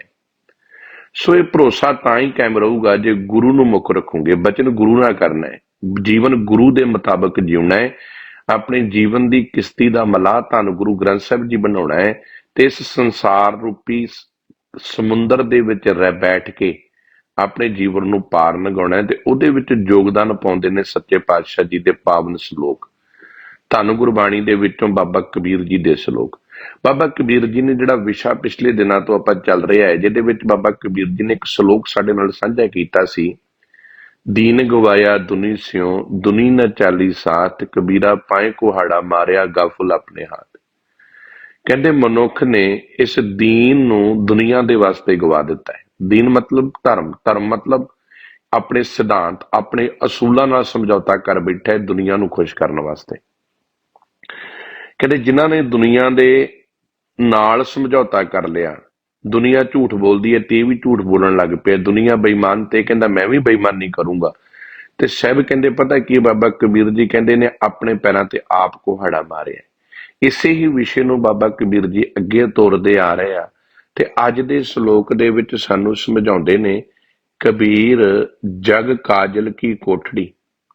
ਕਹਿੰਦੇ ਆ ਜਿਹੜਾ ਸੰਸਾਰ ਆ ਨਾ, ਇਹ ਕਾਲਕ ਦੀ ਕੋਠੜੀ ਹੈ। ਕਾਜਲ ਮਤਲਬ ਕਾਲਕ। ਇਹ ਕਾਲਕ ਦੀ ਕੋਠੀ ਹੈ ਜਿਹਦੇ ਵਿੱਚ ਹਰ ਜਗ੍ਹਾ ਕਾਲਕ ਲੱਗੀ ਹੋਈ ਹੈ। ਹੁਣ ਬਹਾਦਰੀ ਕੀ ਹੈ, ਅੰਧ ਪਰੇ ਤਿਸਮਾਹੇ। ਕਹਿੰਦੇ ਇਸ ਕੱਜਲ ਦੀ ਕੋਠੜੀ ਦੇ ਵਿੱਚ ਮਨੁੱਖ ਇਹ ਬਹਾਦਰੀ ਸਮਝਦਾ ਹੈ ਕਿ ਮੈਂ ਇਹਦੇ ਵਿੱਚ ਰਹਿ ਕੇ, ਇਸ ਕੱਜਲ ਦੀ ਕੋਠੜੀ ਵਿੱਚ ਰਹਿ ਕੇ ਆਪਣੇ ਆਪ ਨੂੰ ਪਾਰ ਲੰਘਾਉਣਾ ਹੈ। ਪਰ ਬਾਬਾ ਕਬੀਰ ਜੀ ਕਹਿੰਦੇ ਹੋ ਕੀ ਰਿਹਾ ਹੈ, ਇਸ ਸੰਸਾਰ ਰੂਪੀ ਕੱਜਲ ਦੀ ਕੋਠੜੀ ਦੇ ਵਿੱਚ ਜਿਹੜੇ ਮਨੁੱਖ ਅੰਨੇ ਹੋਏ ਪਏ ਨੇ, ਭਾਵ ਉਹ ਅੰਨੇ ਨਹੀਂ, ਇੱਥੇ ਗੱਲ ਕੀਤੀ ਗਈ ਜਿਨ੍ਹਾਂ ਦੀਆਂ ਅੱਖਾਂ ਨਹੀਂ ਗਈਆਂ, ਉਹਨਾਂ ਨੂੰ ਅੰਨੇ ਨਹੀਂ ਗੁਰਮਤ ਨੇ ਮੰਨਿਆ। ਜਿਨ੍ਹਾਂ ਕੋਲ ਅੱਖਾਂ ਹੋਣ ਦੇ ਬਾਵਜੂਦ ਵੀ ਖੂਹ 'ਚ ਡਿੱਗ ਰਹੇ ਆ। ਮੈਨੂੰ ਪਤਾ ਹੈ ਕਿ ਇਹ ਸਭ ਕੁਝ ਗਲਤ ਹੋ ਰਿਹਾ, ਮੈਂ ਤਾਂ ਵੀ ਅੱਖਾਂ ਤੇ ਪੱਟੀ ਬੰਨੀ ਹੈ। ਸੱਚ ਜਾਣਿਓ, ਉਹ ਮਨੁੱਖ ਸਭ ਤੋਂ ਖਤਰਨਾਕ ਆ। ਬਾਬਾ ਕਬੀਰ ਜੀ ਕਹਿੰਦੇ ਨੇ, ਅੰਧ ਪਰੇ ਤਿਸ ਮਾਹੇ। ਅੰਨੇ ਮਨੁੱਖ ਉਹ ਬੰਦੇ ਜਿਨ੍ਹਾਂ ਨੂੰ ਦੀਨ ਦੀ ਸੋਝੀ ਨਹੀਂ, ਜਿਨ੍ਹਾਂ ਨੂੰ ਧਰਮ ਦੀ ਸਮਝ ਨਹੀਂ, ਜਿਨ੍ਹਾਂ ਨੂੰ ਆਪਣੇ ਜੀਵਨ ਦੇ ਵਿੱਚ ਸਮਝ ਨਹੀਂ ਕਿ ਅਸੀਂ ਕਾਹਦੇ ਵਾਸਤੇ ਇਸ ਜਗਤ ਵਿੱਚ ਆਏ ਆ। ਕਹਿੰਦੇ ਉਹਨਾਂ ਨੇ ਆਪਣੀਆਂ ਅੱਖਾਂ ਦੇ ਉੱਤੇ ਮਾਇਆ ਦੀਆਂ ਪੱਟੀਆਂ ਬੰਨੀਆਂ ਹੋਈਆਂ ਨੇ ਤੇ ਉਹ ਇਸ ਮਾਇਆ ਦੇ ਕੱਜਲ ਰੂਪੀ ਕੋਠੜੀ ਦੇ ਵਿੱਚ ਦਾਗੋ ਦਾਗ ਹੋਏ ਪਏ ਨੇ। ਉਹਨਾਂ ਨੇ ਆਪਣੇ ਜੀਵਨ ਦੇ ਵਿੱਚ ਕਾਲਕ ਲਾਈ ਹੋਈ ਹੈ, ਜਿਹੜੇ ਇਸ ਜਗਤ ਰੂਪੀ ਕੱਜਲ ਦੀ ਕੋਠੜੀ ਦੇ ਵਿੱਚ ਵਿਕਾਰਾਂ ਦੀ ਦਲਦਲ ਵਿੱਚ ਧਸੇ ਪਏ ਨੇ। ਹੁਣ ਇਸ ਗੱਲ ਨੂੰ ਸਮਝਿਓ, ਜਦੋਂ ਵੀ ਤੁਸੀਂ ਕਿਸੇ ਪ੍ਰਤੀ ਕੋਈ ਬੁਰਾ ਸੋਚਦੇ ਹੋ, ਕਿਸੇ ਪ੍ਰਤੀ ਈਰਖਾ ਸੋਚਦੇ ਹੋ, ਉਹ ਕੀ ਹੈ? ਕੱਜਲ ਆ, ਉਹ ਗੰਦਗੀ ਹੈ। ਉਹ ਲੱਗਦੀ ਕਿੱਥੇ ਹੈ? ਮਨ ਤੇ। ਵਾਹਿਦ ਇੱਕ ਮਨੁੱਖ ਹੈ ਜੀ ਦੁਨੀਆ ਦੇ ਵਿੱਚ, ਜਿਹੜਾ ਆਪਣੇ ਘਰ ਦੀ ਗੰਦਗੀ ਬਾਹਰ ਸੁੱਟਦਾ ਹੈ ਤੇ ਦੁਨੀਆ ਦੇ ਵਿੱਚੋਂ ਵਿਕਾਰਾਂ ਦੀ ਗੰਦਗੀ ਆਪਣੇ ਅੰਦਰ ਸੁੱਟਦਾ ਹੈ। ਇਹ ਜਿਸ ਘਰ ਦੇ ਵਿੱਚ ਰਹਿੰਦਾ ਹੈ ਉੱਥੇ ਇਹ ਸੋਚਦਾ ਹੈ ਕਿ ਦੁਨੀਆ ਦੀਆਂ ਤਮਾਮ ਖੂਬਸੂਰਤ ਚੀਜ਼ਾਂ ਮੇਰੇ ਆਲੇ ਦੁਆਲੇ ਹੋਣ, ਪਰ ਜਦੋਂ ਜਿੱਥੇ ਇਹਨੇ ਰੱਬ ਨੂੰ ਰੱਖਣਾ ਹੈ, ਉਹ ਅੱਤ ਦਰਜੇ ਦਾ ਗੰਦਾ ਕੀਤਾ ਹੋਇਆ ਇਹਨੇ ਸਥਾਨ। ਹੁਣ ਤੁਸੀਂ ਸੋਚੋ ਕਿ ਆਪਣੇ ਅੰਦਰ ਝਾਤੀ ਮਾਰੀਏ, ਆਪਣੀ ਬਾਡੀ ਦੇ ਵਿੱਚ ਕਿਤੇ ਝਾਤੀ ਮਾਰਨ ਦੀ ਕੋਸ਼ਿਸ਼ ਕਰਿਓ, ਕਿੰਨੀ ਗੰਦਗੀ ਅੰਦਰ ਪਾਈ ਹੋਈ ਹੈ ਵਿਕਾਰਾਂ ਦੀ। ਜਦੋਂ ਆਪਾਂ ਕਈ ਵਾਰੀ ਕਹਿੰਦੇ ਆ ਨਾ, ਕੋਈ ਬੰਦਾ ਬੜਾ ਖੂਬਸੂਰਤ ਹੋਵੇ ਤੇ ਬੜੀਆਂ ਵਧੀਆ ਵਧੀਆ ਬਾਤਾਂ ਕਰੇ, ਪਰ ਬੜੀ ਨੀਚਤਾ ਦਾ ਕਰਮ ਕਰ ਦੇਵੇ ਕਿਤੇ, ਤੇ ਆਪਾਂ ਕਹਿੰਦੇ ਆ ਇੰਨੀ ਨੀਚੇ ਦੀ ਸੋਚ ਆ। ਮੈਂ ਤੇ ਸੋਚਿਆ ਨਹੀਂ ਸੀ ਵੀ ਇੰਨਾ ਨੀਵਾਂ ਵੀ ਇਹ ਸੋਚੂਗਾ। ਕਾਰਨ ਹੈ ਕਿ ਹੈ ਹੀ ਅੰਦਰੋਂ ਨੀਚ ਆ। ਜਿਹੜੇ ਉਹ ਬਾਹਰ ਦੀਆਂ ਗੱਲਾਂ ਕਰ ਰਿਹਾ, ਉਹ ਸਿਰਫ ਕੁਝ ਫਰੇਬ ਤੇ ਕੁਝ ਪਲ ਦੀਆਂ ਨੇ। ਜਦੋਂ ਕਰਨੀ ਤੇ ਕਥਨੀ ਦੇ ਵਿੱਚ, ਜਦੋਂ ਕਰਨੀ ਪਊਗੀ ਨਾ, ਜਦੋਂ ਕਿਤੇ ਖੜਨਾ ਪਊਗਾ, ਉਹ ਪਿੱਛੇ ਹਟ ਜਾਊਗਾ। ਕਿਉਂਕਿ ਉਹ ਸਿਰਫ ਗੱਲਾਂ ਦਾ, ਜਿੰਨੇ ਮੇਰੇ ਵਰਗੇ ਕਥਾਵਾਚਕ ਆ, ਜਿੰਨੇ ਪ੍ਰਚਾਰਕ ਆ, ਮਾਫੀ ਚਾਹੁੰਦਾ ਮੇਰੀ ਗੱਲ ਚੁਭਵੀਂ ਲੱਗਣੀ ਹੈ, ਅਸੀਂ ਸਿਰਫ ਗੱਲਾਂ ਕਰਦੇ ਆ, ਖੜਨ ਵਾਲੀ ਗੱਲ ਨਹੀਂ। ਨਾ ਗੁਰਮਤ ਸਿਧਾਂਤ ਆ ਸਾਡੇ ਜੀਵਨ 'ਚ, ਨਾ ਸਾਡੇ ਜੀਵਨ ਵਿੱਚ ਕੋਈ ਗੁਰੂ ਦੀ ਬਾਣੀ ਹੈ। ਜੇ ਅੱਜ ਗੁਰੂ ਘਰ ਦੇ ਪ੍ਰਚਾਰਕ ਸਾਹਿਬਾਨਾਂ ਨੇ ਆਪਣੀਆਂ ਜ਼ਿੰਮੇਵਾਰੀਆਂ ਸੱਚ ਦੇ ਰਾਹ ਤੇ ਨਿਭਾਈਆਂ ਹੁੰਦੀਆਂ, ਇਮਾਨਦਾਰੀ ਦੇ ਨਾਲ ਗੁਰਮਤ ਗਾਡੀ ਰਾਹ ਤੇ ਤੁਰੇ ਹੁੰਦੇ, ਜੋ ਗੁਰੂ ਦੇ ਹੁਕਮ ਦੇ ਮੁਤਾਬਕ ਪੋਜ਼ਿਟਿਵ ਸੋਚ ਨਾਲ। ਮੈਂ ਕਈ ਵਾਰੀ ਕਹਿਣਾ, ਸਤਿਗੁਰੂ ਗੁਰੂ ਨਾਨਕ ਪਾਤਸ਼ਾਹ ਨੇ ਆਰਗੂਮੈਂਟ ਨਹੀਂ ਕੀਤਾ, ਸਤਿਗੁਰੂ ਗੁਰੂ ਜੀ ਨੇ ਕੁਐਸਚਨ ਕੀਤਾ। ਕੁਐਸਚਨ ਤਾਂ ਹੁੰਦਾ ਹੈ ਜਦੋਂ ਸਮਝ ਦੇ ਵਿੱਚੋਂ ਕੀਤਾ ਜਾਵੇ ਤੇ ਦੂਸਰੇ ਨੂੰ ਸਮਝਿਆ ਜਾਵੇ। ਆਰਗੂਮੈਂਟ ਹੁੰਦਾ ਹੈ ਕਿ ਮੈਂ ਨਹੀਂ ਮੰਨਣਾ, ਪਰ ਮੈਂ ਦੂਜੇ ਨੂੰ ਪਹਿਲਾਂ ਹੀ ਇਸ ਗੱਲ ਦੇ ਉੱਤੇ ਖਿੱਚਣਾ ਹੈ, ਬੜਾ ਰੱਜ ਕੇ ਇਸ ਵਿਸ਼ੇ ਤੇ ਗੱਲ ਕਰਨੀ ਹੈ ਕਿ ਬਈ ਮੈਂ ਕਿਸੇ ਤਰੀਕੇ ਨਾਲ ਉਹਨੂੰ ਹਰਾ ਦੇਵਾਂ। ਗੁਰਮਤ ਆਰਗੂਮੈਂਟ ਨਹੀਂ ਗੀ, ਗੁਰਮਤ ਕੁਐਸਚਨ ਆ। ਗੁਰਮਤ ਉਸ ਨੂੰ ਨਹੀਂ ਮੰਨਦੀ ਸਵਾਲ ਜਵਾਬ ਦੋਵੇਂ ਕਰੇ ਮੁੱਢੋਂ ਗੁੱਠਾ ਜਾਏ। ਸਭ ਕਹਿੰਦੇ ਜੇ ਸਵਾਲ ਵੀ ਆਪ ਹੀ ਕਰੇ ਤੇ ਜਵਾਬ ਆਪਣਾ ਆਪ ਲੱਭ ਕੇ ਰੱਖੇ, ਤੇ ਉਹਦੇ ਉੱਪਰ ਸਵਾਲ ਕਰੇ, ਦੂਜੇ ਦੇ ਜਵਾਬ ਨੂੰ ਸਮਝੇ ਹੀ ਨਾ, ਤੇ ਸਭ ਕਹਿੰਦੇ ਤੇ ਫਿਰ ਮੁੱਢੋਂ ਹੀ ਵਿਸਰਨ ਵਾਲੀ ਗੱਲ ਹੈ। ਇਸ ਸੰਸਾਰ ਦੇ ਵਿੱਚ ਇਹ ਸਾਡੇ ਤੇ ਨਿਰਭਰ ਆ ਕਿ ਅਸੀਂ ਇਸ ਕੱਜਲ ਦੀ ਕੋਠੜੀ ਦੇ ਵਿੱਚ ਆਪਣੇ ਉੱਤੇ ਗੰਦਗੀ ਦਾ ਕੱਜਲ ਲਾਉਣਾ ਹੈ ਕਿ ਇਹਦੇ ਵਿੱਚੋਂ ਸੁਰਖਰੂ ਹੋ ਕੇ ਬਾਹਰ ਨਿਕਲਣਾ। ਕਬੀਰ ਜਗ ਕਾਜਲ ਕੀ ਕੋਠੜੀ, ਅੰਧ ਪਰੇ ਤਿਸ ਮਾਏ। ਬਾਬਾ ਕਬੀਰ ਜੀ ਕਹਿੰਦੇ ਦੁਨੀਆ ਦੇ ਮੋਹ ਮਾਨੋ ਇੱਕ ਐਸੀ ਕਾਜਲ ਦੀ ਕੋਠੜੀ ਹੈ ਜਿਹਦੇ ਵਿੱਚ ਕਾਲਕ ਭਰੀ ਹੋਈ ਹੈ, ਤੇ ਮਨੁੱਖ ਇਸ ਕਾਲਚ ਕੱਜਲ ਦੀ ਕੋਠੜੀ ਦੇ ਵਿੱਚ ਅੰਨਾ ਹੋ ਕੇ, ਅੱਖਾਂ ਬੰਦ ਕਰਕੇ, ਅਕਾਲ ਪੁਰਖ ਦੇ ਹੁਕਮ ਤੋਂ ਬਾਹਰ ਹੋ ਕੇ, ਆਪਣੇ ਮਨ ਦੀਆਂ ਮਰਜ਼ੀਆਂ ਦੇ ਪਿੱਛੇ ਤੁਰ ਕੇ ਆਪਣੇ ਜੀਵਨ ਨੂੰ ਬਰਬਾਦ ਕਰ ਰਿਹਾ ਹੈ। ਤੇ ਅਗਲੀ ਪੰਕਤੀ 'ਚ ਬਾਬਾ ਕਬੀਰ ਜੀ ਕਹਿੰਦੇ ਨੇ, ਪਰ ਹੈਨ ਕੁਝ ਵਿਰਲੇ ਇਸ ਧਰਤੀ ਤੇ ਜਿਨ੍ਹਾਂ ਨੇ ਆਪਣੀ ਬਾਹ ਗੁਰੂ ਨੂੰ ਫੜਾ ਦਿੱਤੀ ਹੈ, ਜਿਨ੍ਹਾਂ ਨੇ ਆਪਣੇ ਜੀਵਨ ਵਿੱਚ ਅਰਦਾਸਾਂ ਕੀਤੀਆਂ ਨੇ ਕਿ ਇਹ ਸੱਚੇ ਪਾਤਸ਼ਾਹ ਅਕਾਲ ਪੁਰਖ ਵਾਹਿਗੁਰੂ ਜੀ, ਇਸ ਜੀਵਨ ਵਿੱਚ ਰਹਿੰਦਿਆਂ ਸਾਨੂੰ ਮੁਕਤ ਕਰ ਦਿਓ। ਜਿਨ੍ਹਾਂ ਨੇ ਆਪਣੇ ਜੀਵਨ ਦੇ ਵਿੱਚ ਗੁਰੂ ਧਾਰਿਆ ਹੈ, ਗੁਰੂ ਦੇ ਮੱਤ ਤੇ ਤੁਰੇ ਨੇ, ਜਿਨ੍ਹਾਂ ਨੇ ਧੰਨ ਗੁਰੂ ਗ੍ਰੰਥ ਸਾਹਿਬ ਜੀ ਦੇ ਅਕੀਦੇ ਦੇ ਉੱਤੇ ਭਰੋਸਾ ਕੀਤਾ ਹੈ, ਰੋਜ਼ਾਨਾ ਗੁਰਬਾਣੀ ਨੂੰ ਸਮਝ ਕੇ ਜੀਵਨ ਵਿੱਚ ਢਾਲਦੇ ਨੇ, ਉਹਨਾਂ ਦੀ ਗੱਲ ਬਾਬਾ ਕਬੀਰ ਜੀ ਕਰਦੇ, ਹੋਂ ਬਲਿਹਾਰੀ ਤਿੰਨ ਕੋ ਪੈਸ ਜੋ ਨੀਕਸ ਜਾਹੇ। ਪੈਸ ਦਾ ਮਤਲਬ ਆ ਜੇ ਉਹ ਡਿੱਗ ਵੀ ਪਏ ਨੇ। ਕਹਿੰਦੇ ਕੱਜਲ ਦੀ ਐਸੀ ਬਾਤ ਕਰ ਰਹੇ ਬਾਬਾ ਕਬੀਰ ਜੀ ਕਹਿੰਦੇ ਇਸ ਸੰਸਾਰ ਦੇ ਕੱਜਲ ਦੀ ਕੋਠੜੀ ਵਿੱਚ ਜੇ ਕਿਤੇ ਕੋਈ ਮਨੁੱਖ ਵਿਕਾਰਾਂ ਦੀ ਦਲਦਲ ਵਿੱਚ ਡਿੱਗ ਵੀ ਪਿਆ ਹੈ, ਇਸ ਮੋਹ ਦੀ ਕਾਲਕ ਦੇ ਵਿੱਚ ਲਿਬੜ ਗਿਆ ਹੈ, ਹੋ ਸਕਦਾ ਕਾਮ ਦੀ ਲਿਬੜ ਗਿਆ ਹੋਵੇ, ਕਾਮ ਦੀ ਕਾਲਕ ਦੇ ਵਿੱਚ, ਕ੍ਰੋਧ ਦੀ ਕਾਲਕ ਵਿੱਚ। ਪਰ ਜੇ ਉਹ ਅਰਦਾਸ ਕਰੇ ਨਾ ਕਿ ਇਹ ਸੱਚਿਆ ਪਾਤਸ਼ਾਹ ਮੈਨੂੰ ਇੱਥੋਂ ਬਾਹਰ ਕੱਢ ਲਾ, ਇਹਨਾਂ ਵਿਕਾਰਾਂ ਦੀ ਦਲਦਲ ਵਿੱਚੋਂ ਮੈਨੂੰ ਬਾਹਰ ਕੱਢ ਲਾ, ਤੇ ਗੁਰੂ ਬਾਂਹ ਫੜ ਕੇ ਉਹਨਾਂ ਨੂੰ ਬਾਹਰ ਕੱਢ ਲੈਂਦਾ ਹੈ, ਉਹਨਾਂ ਨੂੰ ਤਾਰ ਦਿੰਦਾ ਹੈ। ਜੇ ਉਹ ਡੁੱਬ ਵੀ ਜਾਣ ਤਾਂ ਵੀ ਮੁਕਤ ਹੋ ਜਾਂਦੇ ਨੇ। ਹਉ ਬਲਿਹਾਰੀ ਤਿਨਕੋ ਪੈਸ ਜੋ ਨਿਕਸ ਜਾਹੇ। ਪਰ ਬਾਬਾ ਕਬੀਰ ਜੀ ਕਹਿੰਦੇ ਮੈਂ ਉਹਨਾਂ ਤੋਂ ਸਦਕੇ ਜਾਣਾ ਹਾਂ ਜੋ ਇਸ ਵਿੱਚ ਡਿੱਗ ਕੇ ਮੁੜ ਨਿਕਲ ਆਉਂਦੇ ਨੇ।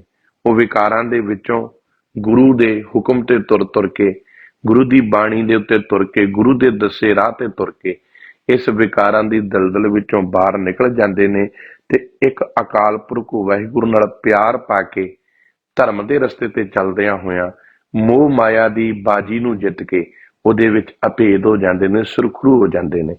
ਜਦ ਤੱਕ ਤੁਸੀਂ ਵਿਕਾਰਾਂ ਦੀ ਦੁਨੀਆ ਵਿੱਚ ਆਪਾਂ ਜਿਉਂਦੇ ਰਵਾਂਗੇ, ਵਿਕਾਰਾਂ ਦੀ ਦਲਦਲ ਵਿੱਚ ਧਸੇ ਰਵਾਂਗੇ, ਦੁੱਖ ਹੀ ਦੁੱਖ ਆ।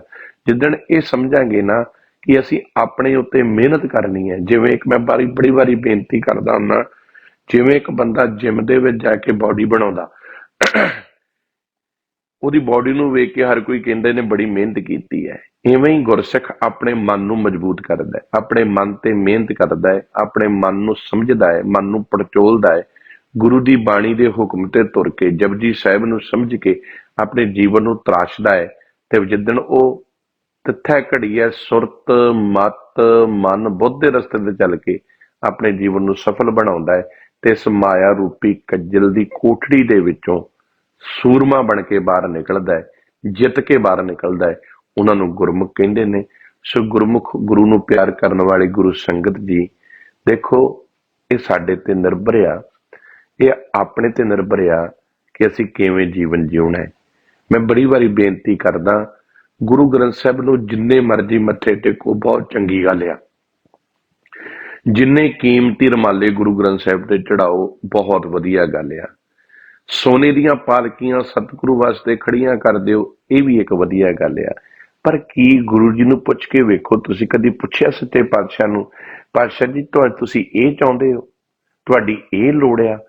ਤੇ ਸੱਚੇ ਪਾਤਸ਼ਾਹ ਪਤਾ ਕੀ ਕਹਿੰਦਾ, ਨਹੀਂ ਮੈਨੂੰ ਇਹ ਚੀਜ਼ਾਂ ਨਹੀਂ ਚਾਹੀਦੀਆਂ, ਮੈਨੂੰ ਤੇ ਤੂੰ ਚਾਹੀਦਾ ਹੈ, ਮੈਨੂੰ ਤੇ ਤੂੰ ਮੇਰੇ ਕੋਲ ਆ ਕੇ ਬਹਿ, ਮੇਰੇ ਨਾਲ ਗੱਲਾਂ ਕਰ। ਮੈਂ ਆਪਣੀ ਮਾਂ ਦੇ ਗਲ ਦੇ ਵਿੱਚ ਸੋਨੇ ਦੇ ਕੈਂਠੇ ਪਾ ਦੇਵਾਂ, ਆਪਣੇ ਬਾਪੂ ਨੂੰ ਦੁਨੀਆ ਦੇ ਕੀਮਤੀ ਪੁਸ਼ਾਕਾਂ ਬਣਾ ਕੇ ਦੇਵਾਂ, ਪਰ ਮੈਂ ਆਪਣੇ ਬਾਪੂ ਦੇ ਬਚਨਾਂ ਦੀ ਕਮਾਈ ਨਾ ਕਰਾਂ ਤੇ ਕੀ ਮੇਰੇ ਬਾਪੂ ਮੇਰੇ ਤੇ ਖੁਸ਼ ਹੋ ਜੂ? ਅਸੀਂ ਬਾਹਰ ਦੀਆਂ ਜਿਹੜੀਆਂ ਸੇਵਾਵਾਂ ਕਰ ਰਹੇ ਹਾਂ, ਸਾਡੀ ਸਾਰਾ ਧਿਆਨ ਇੱਥੇ ਲੱਗਾ। ਕਿੰਨੇ ਕੁ ਜਾਣੇ ਆ ਸਾਡੇ ਵਿੱਚ ਹੋਣਗੇ, ਮੈਨੂੰ ਲੱਗਦਾ ਬਹੁਤ ਪਿਆਰੇ ਵੀ ਹੋਣਗੇ, ਜਿਹੜੇ ਰੋਜ਼ ਇੱਕ ਸ਼ਬਦ ਦੀ ਕਮਾਈ ਕਰਦੇ ਹੋਣ। ਮੈਂ ਕਹਿੰਦਾ ਰੋਜ਼ਾਨਾ ਇੰਨਾ ਹੀ ਕਹਿ ਦਿਓ ਕਿ ਅੱਜ ਮੈਂ ਨਾ ਆਪਣੇ ਮਨ ਦੇ ਨਾਲ ਇਹ ਲੜਨਾ ਹੈ ਕਿ ਅੱਜ ਮੈਂ ਆਪਣੇ ਆਪ ਦੇ ਉੱਤੇ ਇਹ ਮਿਹਨਤ ਕਰਨੀ ਹੈ ਕਿ ਮੈਂ ਕੋਸ਼ਿਸ਼ ਕਰਨੀ ਅੱਜ ਮੈਂ ਕਿਸੇ ਤੇ ਗੁੱਸੇ ਨਹੀਂ ਹੋਣਾ, ਕਿਸੇ ਤੇ ਕ੍ਰੋਧ ਨਹੀਂ ਕਰਨਾ, ਕਿਸੇ ਦੇ ਨਾਲ ਅੱਜ ਮੈਂ ਲਾਲਚ ਨਹੀਂ ਕਰਨਾ। ਅੱਜ ਜੋ ਮੈਨੂੰ ਗੁਰੂ ਦਊਗਾ ਬਸ ਝੋਲੀ 'ਚ ਪ੍ਰਵਾਨ ਹੈ। ਉਹ ਸਕੂਨ ਦੇਖਿਓ ਕਿੰਨਾ ਜ਼ਿੰਦਗੀ 'ਚ ਆਉਂਦਾ, ਕਿੰਨਾ ਆਨੰਦ ਆਉਂਦਾ। ਦੌੜ ਮੁੱਕਦੀ ਨਜ਼ਰ ਆਊਗੀ ਤੇ ਜੀਵਨ ਟਿਕਦਾ ਹੋਇਆ ਨਜ਼ਰ ਆਊਗਾ। ਇਹ ਦੌੜ ਨੂੰ ਅਸੀਂ ਆਪ ਰੁਕਣਾ, ਇਹ ਨਹੀਂ ਰੁਕਣੀ। ਇਹ ਦੁਨੀਆ ਦੀ ਦੌੜ ਦੇ ਵਿੱਚ ਦੌੜਨ ਵਾਲੇ ਨੂੰ ਦੁਨੀਆ ਪ੍ਰਵਾਨ ਕਰਦੀ ਜ਼ਰੂਰ ਹੈ, ਪਰ ਗੁਰੂ ਪ੍ਰਵਾਨ ਨਹੀਂ ਕਰਦਾ। ਪਦਾਰਥ ਦੀ ਦੌੜ ਬੰਦੇ ਨੂੰ ਬੇਚੈਨ ਰੱਖਦੀ ਹੈ। ਗੁਰਬਾਣੀ ਦੀ ਦੌੜ, ਗੁਰੂ ਦੀ ਪ੍ਰੀਤ ਦੀ ਦੌੜ, ਗੁਰੂ ਨੂੰ ਮਿਲਣ ਦਾ ਸਫ਼ਰ ਬੰਦੇ ਅੰਦਰ ਠੰਡ ਪੈਦਾ ਕਰਦਾ ਹੈ। ਸੋ ਆਓ ਗੁਰੂ ਦੇ ਦੱਸੇ ਰਾਹ ਤੇ ਚੱਲੀਏ, ਇਸ ਸੰਸਾਰ ਦੀ ਬਾਜੀ ਨੂੰ ਜਿੱਤਣ ਦੀ ਕੋਸ਼ਿਸ਼ ਕਰੀਏ। ਆਪਣੇ ਜੀਵਨ ਦੇ ਵਿੱਚ ਬਾਬਾ ਕਬੀਰ ਜੀ ਦੇ ਬਚਨਾਂ ਨੂੰ ਸਮਝੀਏ। ਇਹ ਕੱਜਲ ਦੀ ਕੋਠੜੀ ਜਿਹੜੀ ਆਲੇ ਦੁਆਲੇ ਗੰਦਗੀ ਹੈ, ਇਹਦੇ ਵਿੱਚੋਂ ਇੱਕ ਹੀ ਚੀਜ਼ ਸਾਨੂੰ ਪਾਰ ਲੰਘਾ ਸਕਦੀ ਹੈ, ਗੁਰੂ ਦੀ ਬਾਣੀ। ਸਹਿਜ ਪਾਠ ਕਰੋ, ਬਾਣੀ ਦੇ ਇੱਕ ਇੱਕ ਸ਼ਬਦ ਨੂੰ ਸਮਝੋ, ਵਿਚਾਰੋ ਤੇ ਆਪਣੇ ਜੀਵਨ ਵਿੱਚ ਢਾਲੋ। ਬਾਣੀ ਜੀਵਨ ਵਿੱਚ ਵਸਾਉਣ ਦਾ ਵਿਸ਼ਾ ਹੈ, ਜੀਵਨ ਵਿੱਚ ਧਾਰਨ ਦਾ ਵਿਸ਼ਾ ਹੈ। ਗੁਰਬਾਣੀ ਭੋਜਨ ਖਾਣ ਦਾ ਵਿਸ਼ਾ ਹੈ। ਇਸੇ ਕਰਕੇ ਸਾਹਿਬ ਕਹਿੰਦੇ ਜੇ ਕੋ ਖਾਵੈ ਜੇ ਕੋ ਪੁੰਚੈ ਤਿਸਕਾ ਹੋਏ ਉਧਾਰੋ, ਇਹ ਵਸਤ ਦੀ ਨਾ ਜਾਈ ਨਿਤ ਰੱਖ ਉਧਾਰੋ। ਆਓ ਗੁਰਮੁਖ ਪਿਆਰਿਆਂ ਦੇ ਬਚਨਾਂ ਨੂੰ ਜੀਵਨ ਵਿੱਚ ਕਮਾਈਏ, ਗੁਰੂ ਬਾਣੀ ਦੇ ਉੱਤੇ ਚੱਲੀਏ, ਤਾਂ ਹੀ ਹੋਣਗੇ ਲੋਕ ਸੁਖੀਏ, ਪਰ ਲੋਕ ਸੁਹੇਲੇ। ਨਾਨਕ ਕਰ ਪ੍ਰਭ ਆਪੇ ਮਿਲੇ, ਭੁੱਲ ਗਲਤੀ ਦੀ ਖਿਮਾ। ਵਾਹਿਗੁਰੂ ਜੀ ਕਾ ਖਾਲਸਾ, ਵਾਹਿਗੁਰੂ ਜੀ ਕੀ ਫਤਿਹ।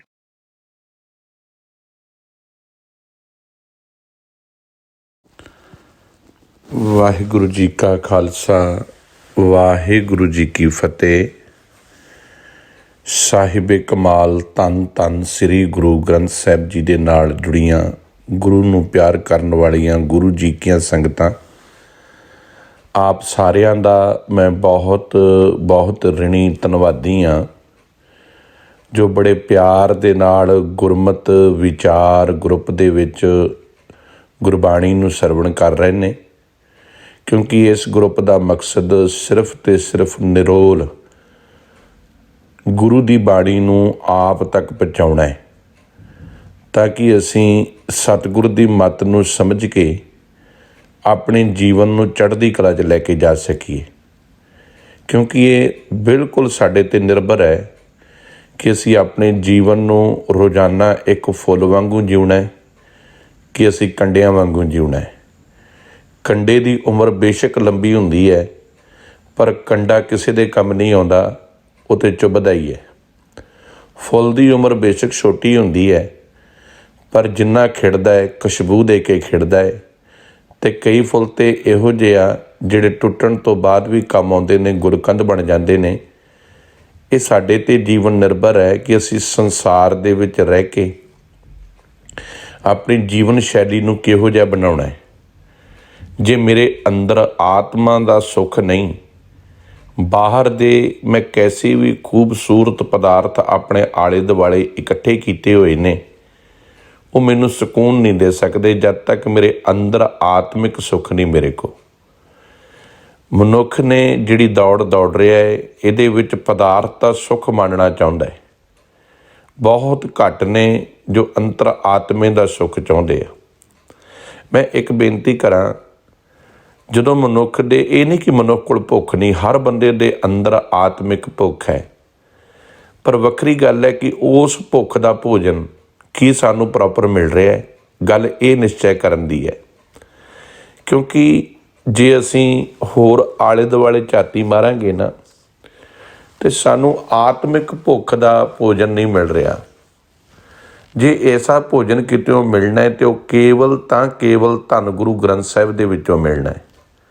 ਗੱਲ ਕੀ ਮਨੁੱਖ ਦਾ ਪਾਰ ਉਤਾਰਾ ਹੀ, ਜੀਵਨ ਦਾ ਸਫ਼ਰ ਹੀ ਸੁਹਾਵਣਾ ਉਦੋਂ ਬਣਨਾ ਹੈ ਜਦੋਂ ਅਸੀਂ ਆਪਣੇ ਜੀਵਨ ਦੇ ਵਿੱਚ ਰੋਜ਼ਾਨਾ ਇਹ ਪ੍ਰਣ ਕਰੀਏ ਕਿ ਅਸੀਂ ਇੱਕ ਸਹਿਜ ਪਾਠ ਰੂਪ ਦੇ ਵਿੱਚ ਧੰਨ ਗੁਰੂ ਗ੍ਰੰਥ ਸਾਹਿਬ ਜੀ ਦੇ ਇੱਕ ਅੰਗ ਨੂੰ ਜ਼ਰੂਰ ਅਸੀਂ ਪੜ੍ਹਨਾ ਹੈ, ਅਤੇ ਫਿਰ ਅਸੀਂ ਵਿਚਾਰਨਾ ਹੈ, ਘੋਖਣਾ ਹੈ, ਅਤੇ ਉਹਨੂੰ ਆਪਣੇ ਜੀਵਨ 'ਤੇ ਲਾਗੂ ਕਰਨਾ ਹੈ, ਇੰਪਲੀਮੈਂਟ ਕਰਨਾ ਹੈ। ਕਿਉਂਕਿ ਮੈਂ ਇੱਕ ਬੇਨਤੀ ਕਰਾਂ, ਜਦ ਤੱਕ ਇੰਪਲੀਮੈਂਟ ਲਾਈਫ 'ਤੇ ਆਪਾਂ ਨਹੀਂ ਨਾ ਆਪਣੇ ਕਰਦੇ, ਉਦੋਂ ਤੱਕ ਇਹਨੇ ਅਸਰ ਨਹੀਂ ਕਰਨਾ। ਕੋਈ ਵੀ ਦਵਾਈ ਹੈ, ਤੁਸੀਂ ਆਖੋ ਜੀ ਮੈਨੂੰ ਭੁੱਖ ਨਹੀਂ ਲੱਗਦੀ, ਅਤੇ ਡਾਕਟਰ ਕਹੇ ਵੀ ਆਹ ਗੋਲੀ ਖਾ ਲਾ, ਅਤੇ ਮੈਂ ਉਸ ਗੋਲੀ ਨੂੰ ਰੋਜ਼ ਉਹਦੇ ਉੱਪਰੋਂ ਨਾਮ ਪੜ੍ਹ ਲਵਾਂ, ਨਾਮ ਪੜ੍ਹ ਕੇ ਆਖਾਂ ਹਾਂ ਗੋਲੀ ਬੜੀ ਵਧੀਆ ਭੁੱਖ ਲਾ ਸਕਦੀ ਹੈ, ਪਰ ਉਹ ਭੁੱਖ ਉਦੋਂ ਉਤਰਨੀ ਹੈ ਜਦੋਂ ਮੈਂ ਡਾਕਟਰ ਦੀ ਦਿੱਤੀ ਪ੍ਰਿਸਕ੍ਰਿਪਸ਼ਨ ਨੂੰ ਅਪਣਾਊਂਗਾ ਅਤੇ ਉਸ ਦਵਾਈ ਨੂੰ ਆਪਣੇ ਪੇਟ ਵਿੱਚ ਲੈ ਕੇ ਜਾਊਂਗਾ। ਜੇ ਮੈਂ ਗਲੇ ਤੱਕ ਰੱਖਾਂ, ਮੂੰਹ ਤੱਕ ਰੱਖ ਕੇ ਅਤੇ ਉਹਨੂੰ ਥੁੱਕ ਦੇਵਾਂ, ਉਹਨੇ ਤਾਂ ਵੀ ਅਸਰ ਨਹੀਂ ਕਰਨਾ। ਇਵੇਂ ਹੀ ਅਸੀਂ ਗੁਰਬਾਣੀ ਨਾਲ ਕਰ ਰਹੇ ਹਾਂ। ਮਾਫੀ ਚਾਹੁੰਦਾ, ਕੁਝ ਬੰਦੇ ਅੱਖਾਂ ਨਾਲ ਵੇਖ ਰਹੇ ਆ, ਬਸ ਵੇਖੀ ਜਾ ਰਹੇ ਆ। ਕੁਝ ਜੀਭ ਨਾਲ ਪੜ੍ਹ ਜ਼ਰੂਰ ਰਹੇ ਆ, ਬਸ ਚੂਲੀਆਂ ਕਰੀ ਜਾ ਰਹੇ ਆ। ਬਹੁਤ ਘੱਟ ਨੇ ਜੋ ਅੰਤਰ ਆਤਮੇ ਆਪਣੇ ਪੇਟ ਤੱਕ, ਆਪਣੀ ਆਤਮਾ ਤੱਕ ਲੈ ਕੇ ਜਾ ਰਹੇ ਆ। ਅਤੇ ਜਿਹੜੀ ਆਤਮਾ ਤੱਕ ਲੈ ਕੇ ਜਾਣਗੇ ਨਾ, ਜੋ ਇਸ ਆਤਮਾ ਨੂੰ ਇਸ ਭੋਜਨ ਦਾ ਆਦੀ ਬਣਾ ਦੇਣਗੇ, ਉਹ ਜ਼ਾਹਿਰਾ ਤੌਰ 'ਤੇ ਹੈ ਕਿ ਉਹ ਮਨੁੱਖ ਆਤਮਿਕ ਸੁਖੀ ਹੋਣਗੇ, ਉਹ ਸਕੂਨ ਦੇ ਵਿੱਚ ਆਪਣਾ ਜੀਵਨ ਜੀਵਣਗੇ, ਕਿਉਂਕਿ ਉਹ ਅੱਜ ਵਿੱਚ ਜਿਉਣਾ ਚਾਲੂ ਕਰ ਦੇਣਗੇ। ਫੁੱਲ ਦੀ ਉਮਰ ਅੱਜ ਵਿੱਚ ਹੈ, ਫੁੱਲ ਕੱਲ੍ਹ ਵਿੱਚ ਨਹੀਂ ਜਿਉਂਦਾ। ਅੱਜ ਵਿੱਚ ਜਿਹੜਾ ਬੰਦਾ ਜੀਊਗਾ ਉਹ ਸਦਾ ਸੁਖੀ ਰਹੂਗਾ, ਕਿਉਂਕਿ ਉਹ ਕੱਲ੍ਹ ਦੀ ਚਿੰਤਾ ਕਰਦਾ ਹੀ ਨਹੀਂ। ਗੁਰਸਿੱਖ ਨੂੰ ਕੱਲ੍ਹ ਦੀ ਕੋਈ ਚਿੰਤਾ ਨਹੀਂ, ਕੱਲ੍ਹ ਨੂੰ ਕੀ ਹੋਊਗਾ ਉਹ ਗੁਰੂ ਜਾਣਦਾ ਹੈ। ਜੋ ਪਿੱਛੇ ਹੋ ਚੁੱਕਿਆ ਹੈ ਉਹ ਵਾਪਸ ਨਹੀਂ ਆਉਣਾ। ਹਾਂ, ਅੱਜ ਬਿਹਤਰ ਬਣਾਇਆ ਜਾ ਸਕਦਾ ਹੈ, ਅੱਜ ਦਾ ਮੌਕਾ ਹੈ ਕਿ ਅੱਜ ਨੂੰ ਤਰਾਸ਼ਿਆ ਜਾ ਸਕਦਾ ਹੈ।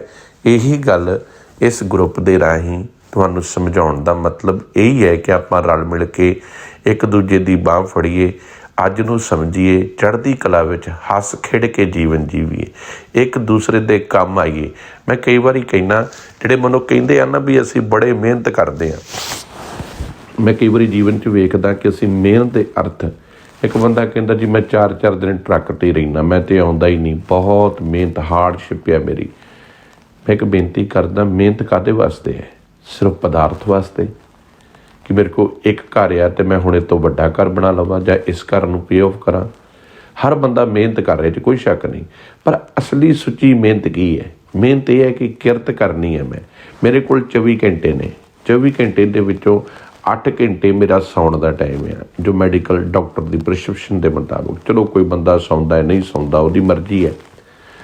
ਉਸ ਤੋਂ ਬਾਅਦ 8 ਘੰਟੇ ਤੋਂ ਬਾਅਦ ਉਹਦੇ 2 ਘੰਟੇ ਉਹਦੀ ਬੋਡੀ ਨੂੰ ਵਰਜਿਸ਼ 'ਤੇ ਜਾਏ। 1 ਘੰਟਾ ਘੱਟੋ ਘੱਟ ਉਹਨੂੰ ਆਪਣੀ ਬੋਡੀ ਦੀ ਵਰਜਿਸ਼ ਵਾਸਤੇ ਐਕਸਰਸਾਈਜ਼ ਆਪਣੀ ਬੋਡੀ ਦੀ ਕਰਨੀ ਚਾਹੀਦੀ ਹੈ, ਇਹ ਜ਼ਰੂਰੀ ਹੈ। ਅੱਛਾ ਜੀ, ਉਸ ਤੋਂ ਬਾਅਦ ਜਿਹੜੇ 1-2 ਘੰਟੇ ਨੇ ਲਾਈਫ ਦੇ ਵਿੱਚ, ਉਹ ਹੈਗੇ ਨੇ ਸਵੇਰੇ ਉੱਠ ਕੇ ਆਪਣੇ ਅੰਮ੍ਰਿਤ ਵੇਲੇ ਦੇ ਪਾਵਨ ਗੁਰੂ ਦੀ ਬਾਣੀ ਵਾਸਤੇ, ਸਤਿਗੁਰੂ ਦੇ ਨਿਤਨੇਮ ਵਾਸਤੇ, ਸਤਿਗੁਰੂ ਦੀ ਜੀਵਨ ਜਾਚ ਨੂੰ ਜੀਵਨ ਵਿੱਚ ਅਪਣਾਉਣਾ ਕਿਵੇਂ ਹੈ, ਕਿਵੇਂ ਆਪਣੀ ਬੋਡੀ ਨੂੰ ਚਾਰਜ ਕਰਨਾ ਹੈ ਕਿ ਮੈਂ ਸਾਰੀ ਦਿਹਾੜੀ ਐਨਰਜੈਟਿਕ ਰਹਾਂ। ਉਸ ਤੋਂ ਬਾਅਦ ਅਸੀਂ ਕਿਰਤ ਕਰਨ ਤੁਰਦੇ ਹਾਂ, ਕਿਰਤ ਕਰਕੇ ਆਉਂਦੇ ਹਾਂ। ਕੋਈ 8 ਘੰਟੇ ਲਾਉਂਦਾ, ਕੋਈ 10 ਘੰਟੇ ਲਾਉਂਦਾ, ਕੋਈ 12 ਘੰਟੇ ਲਾਉਂਦਾ, ਜਿਵੇਂ ਉਹਦੀ ਮਰਜ਼ੀ ਹੈ ਕਰ ਰਿਹਾ, ਠੀਕ ਆ। ਮਿਹਨਤ ਕੀਤੀ ਹੈ, ਹਾਰਡ ਵਰਕ ਕੀਤਾ ਹੈ ਉੱਥੋਂ ਤੱਕ। ਉਸ ਤੋਂ ਬਾਅਦ 1 ਘੰਟੇ ਸੋਸ਼ਲ ਲਾਈਫ ਦੇ ਵਿੱਚ ਅਸੀਂ ਕੀ ਦਿੰਦੇ ਹਾਂ ਕਿ ਅਸੀਂ ਸਮਾਜਿਕ ਜੀਵਨ ਨੂੰ ਇਸ ਤਰੀਕੇ ਨਾਲ ਜਿਉਂਦੇ ਹਾਂ ਕਿ ਕਿਸੇ ਦੀ ਮਦਦ ਕਰ ਸਕੀਏ। ਜੇ ਕਰਦੇ ਹੋ ਤਾਂ ਬਹੁਤ ਹੀ ਧੰਨਤਾ ਦੇ ਪਾਤਰ ਹੋ। ਕਹਿਣ ਤੋਂ ਭਾਵ ਆਰਥਿਕ ਤੌਰ 'ਤੇ ਨਹੀਂ, ਹੱਥੀਂ ਕਿਸੇ ਬਜ਼ੁਰਗ ਦੀ ਸੇਵਾ, ਆਪਣੇ ਮਾਂ-ਬਾਪ ਕੋਲ ਬਹਿਣਾ, ਆਪਣੇ ਬੱਚਿਆਂ ਕੋਲ ਬਹਿਣਾ, ਆਪਣੇ ਬੱਚਿਆਂ ਨੂੰ ਟਾਈਮ ਦੇਣਾ। ਜਿਹੜਾ ਬੰਦਾ ਆਪਣੀ ਲਾਈਫ ਨੂੰ ਇਸ ਤਰੀਕੇ ਨਾਲ ਬੈਲੈਂਸ ਕਰਕੇ ਚੱਲ ਰਿਹਾ ਨਾ, ਉਹਨੂੰ ਕਿਹਾ ਜਾ ਸਕਦਾ ਇਹ ਬੜਾ ਮਿਹਨਤੀ ਹੈ, ਬਹੁਤ ਹਾਰਡ ਵਰਕ ਕਰ ਰਿਹਾ, ਸੋਸ਼ਲ ਲਾਈਫ ਨੂੰ ਵੀ ਜਿਉ ਰਿਹਾ ਹੈ, ਸਮਾਜਿਕ ਧਾਰਮਿਕ ਲਾਈਫ ਵੀ ਜਿਉ ਰਿਹਾ ਹੈ, ਗੁਰੂ ਦੀ ਬਾਣੀ ਦੀ ਰਿਸਰਚ ਅਤੇ ਜੀਵਨ ਉਹਦੇ ਉੱਤੇ ਵੀ ਲਾ ਰਿਹਾ ਹੈ, ਅਤੇ ਆਪਣੇ ਜੀਵਨ ਦੇ ਵਿੱਚ ਆਪਣੇ ਵਾਸਤੇ ਵੀ ਟਾਈਮ ਕੱਢ ਰਿਹਾ ਹੈ। 24 ਘੰਟੇ ਆ, ਇਹਦੇ ਵਿੱਚੋਂ ਹੁਣ ਸਾਡਾ ਜੀਵਨ ਆ ਕਿ ਅਸੀਂ ਟਾਈਮ ਨੂੰ ਸੈਟਅਪ ਕਿਵੇਂ ਕਰਨਾ ਹੈ।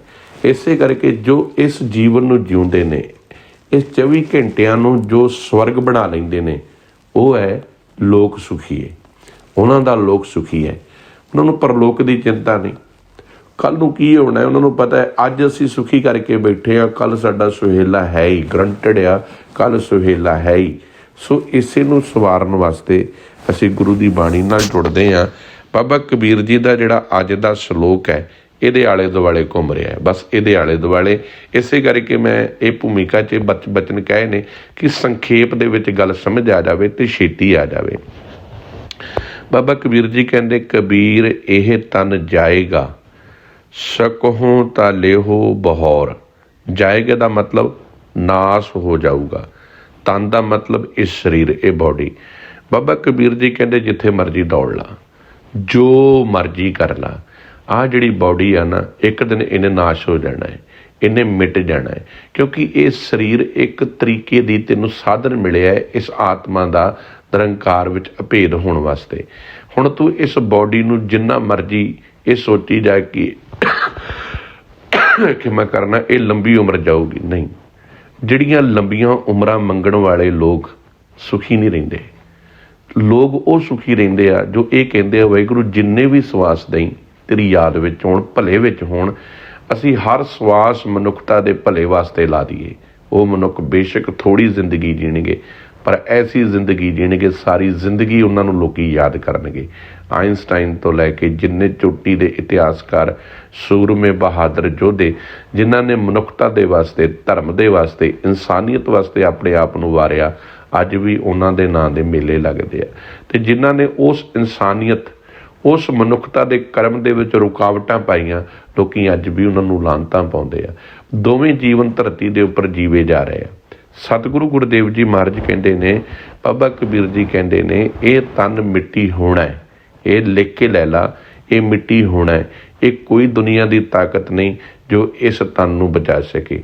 ਬਚਪਨ ਦੇ ਵਿੱਚ ਕੋਮਲਤਾ ਹੈ ਇਸ ਤਨ ਦੀ, ਜਵਾਨੀ ਵਿੱਚ ਖੂਬਸੂਰਤੀ ਹੈ ਇਸ ਤਨ ਦੀ, ਬੁਢੇਪੇ ਦੇ ਵਿੱਚ ਇਸ ਸਰੀਰ ਦੀ ਬੱਜਰਤਾ ਹੈ। ਪਰ ਜਿਹੜਾ ਗੁਰੂ ਦਾ ਸਿੱਖ ਆ ਨਾ, ਉਹ ਆਪਣਾ ਬਚਪਨ ਗੁਰੂ ਦੀ ਬਾਣੀ ਨੂੰ ਸਮਝਣ ਚ ਲਾਉਂਦਾ ਹੈ, ਜਵਾਨੀ ਇੰਪਲੀਮੈਂਟ ਕਰਨ ਚ ਲਾਉਂਦਾ ਹੈ, ਅਤੇ ਬੁਢੇਪਾ ਪ੍ਰਚਾਰ ਦੇ ਵਿੱਚ ਲਾਉਂਦਾ ਹੈ। ਉਹ ਆਪਣੇ ਜੀਵਨ ਅਤੇ ਬੁਢੇਪੇ ਦੇ ਸਫ਼ਰ ਤੱਕ ਇਸ ਤਰੀਕੇ ਦੀ ਜ਼ਿੰਦਗੀ ਜਿਊ ਲੈਂਦਾ ਹੈ ਕਿ ਉਹਦਾ ਬੁਢੇਪਾ ਵੀ ਖੂਬਸੂਰਤ ਬਣ ਜਾਂਦਾ ਹੈ। ਉਹਦੇ ਬੁਢੇਪੇ ਦੇ ਵਿੱਚ ਵੀ ਪਵਿੱਤਰਤਾ ਬਾਬਾ ਦੀਪ ਸਿੰਘ ਵਰਗੀ ਆ ਜਾਂਦੀ ਹੈ। ਉਹਦਾ ਬੁਢੇਪਾ ਵੀ ਧੰਨ ਗੁਰੂ ਅਮਰਦਾਸ ਸਾਹਿਬ ਵਰਗਾ ਬਣ ਜਾਂਦਾ ਹੈ। ਕਾਰਨ ਇਹ ਹੈ ਕਿ ਉਹਨੂੰ ਸਮਝ ਆਏ ਕਿ ਇਹ ਤਨ ਮਿੱਟੀ ਹੋਣਾ ਹੈ, ਅਤੇ ਮਿੱਟੀ ਹੋਣ ਤੋਂ ਪਹਿਲਾਂ ਆਪਣੇ ਇਸ ਤਨ ਨੂੰ ਇੰਨਾ ਕੁ ਇਸਤੇਮਾਲ ਕਰ ਲਵਾਂ ਕਿ ਇਹ ਤਨ ਜੀਵਨ ਸਫਲ ਅਤੇ ਸੁਹਾਵਣਾ ਬਣਾ ਕੇ ਜਾਵੇ। ਬਾਬਾ ਕਬੀਰ ਜੀ ਕਹਿੰਦੇ, ਕਬੀਰ ਇਹ ਤਨ ਜਾਏਗਾ ਸਕੋ ਤਾਂ ਲਿਓ ਬਹੋਰ। ਜੇ ਤੂੰ ਬਚਾ ਸਕਦਾ ਤਾਂ ਬਚਾ ਲਾ। ਭਾਵ ਕੋਈ ਵੀ ਅੱਜ ਤੱਕ ਇਹ ਦਾਅਵਾ ਨਹੀਂ ਕਰ ਸਕਿਆ ਕਿ ਮੈਂ ਇਸ ਤਨ ਨੂੰ ਮਿੱਟੀ ਹੋਣ ਤੋਂ ਰੋਕ ਸਕਦਾ ਹਾਂ।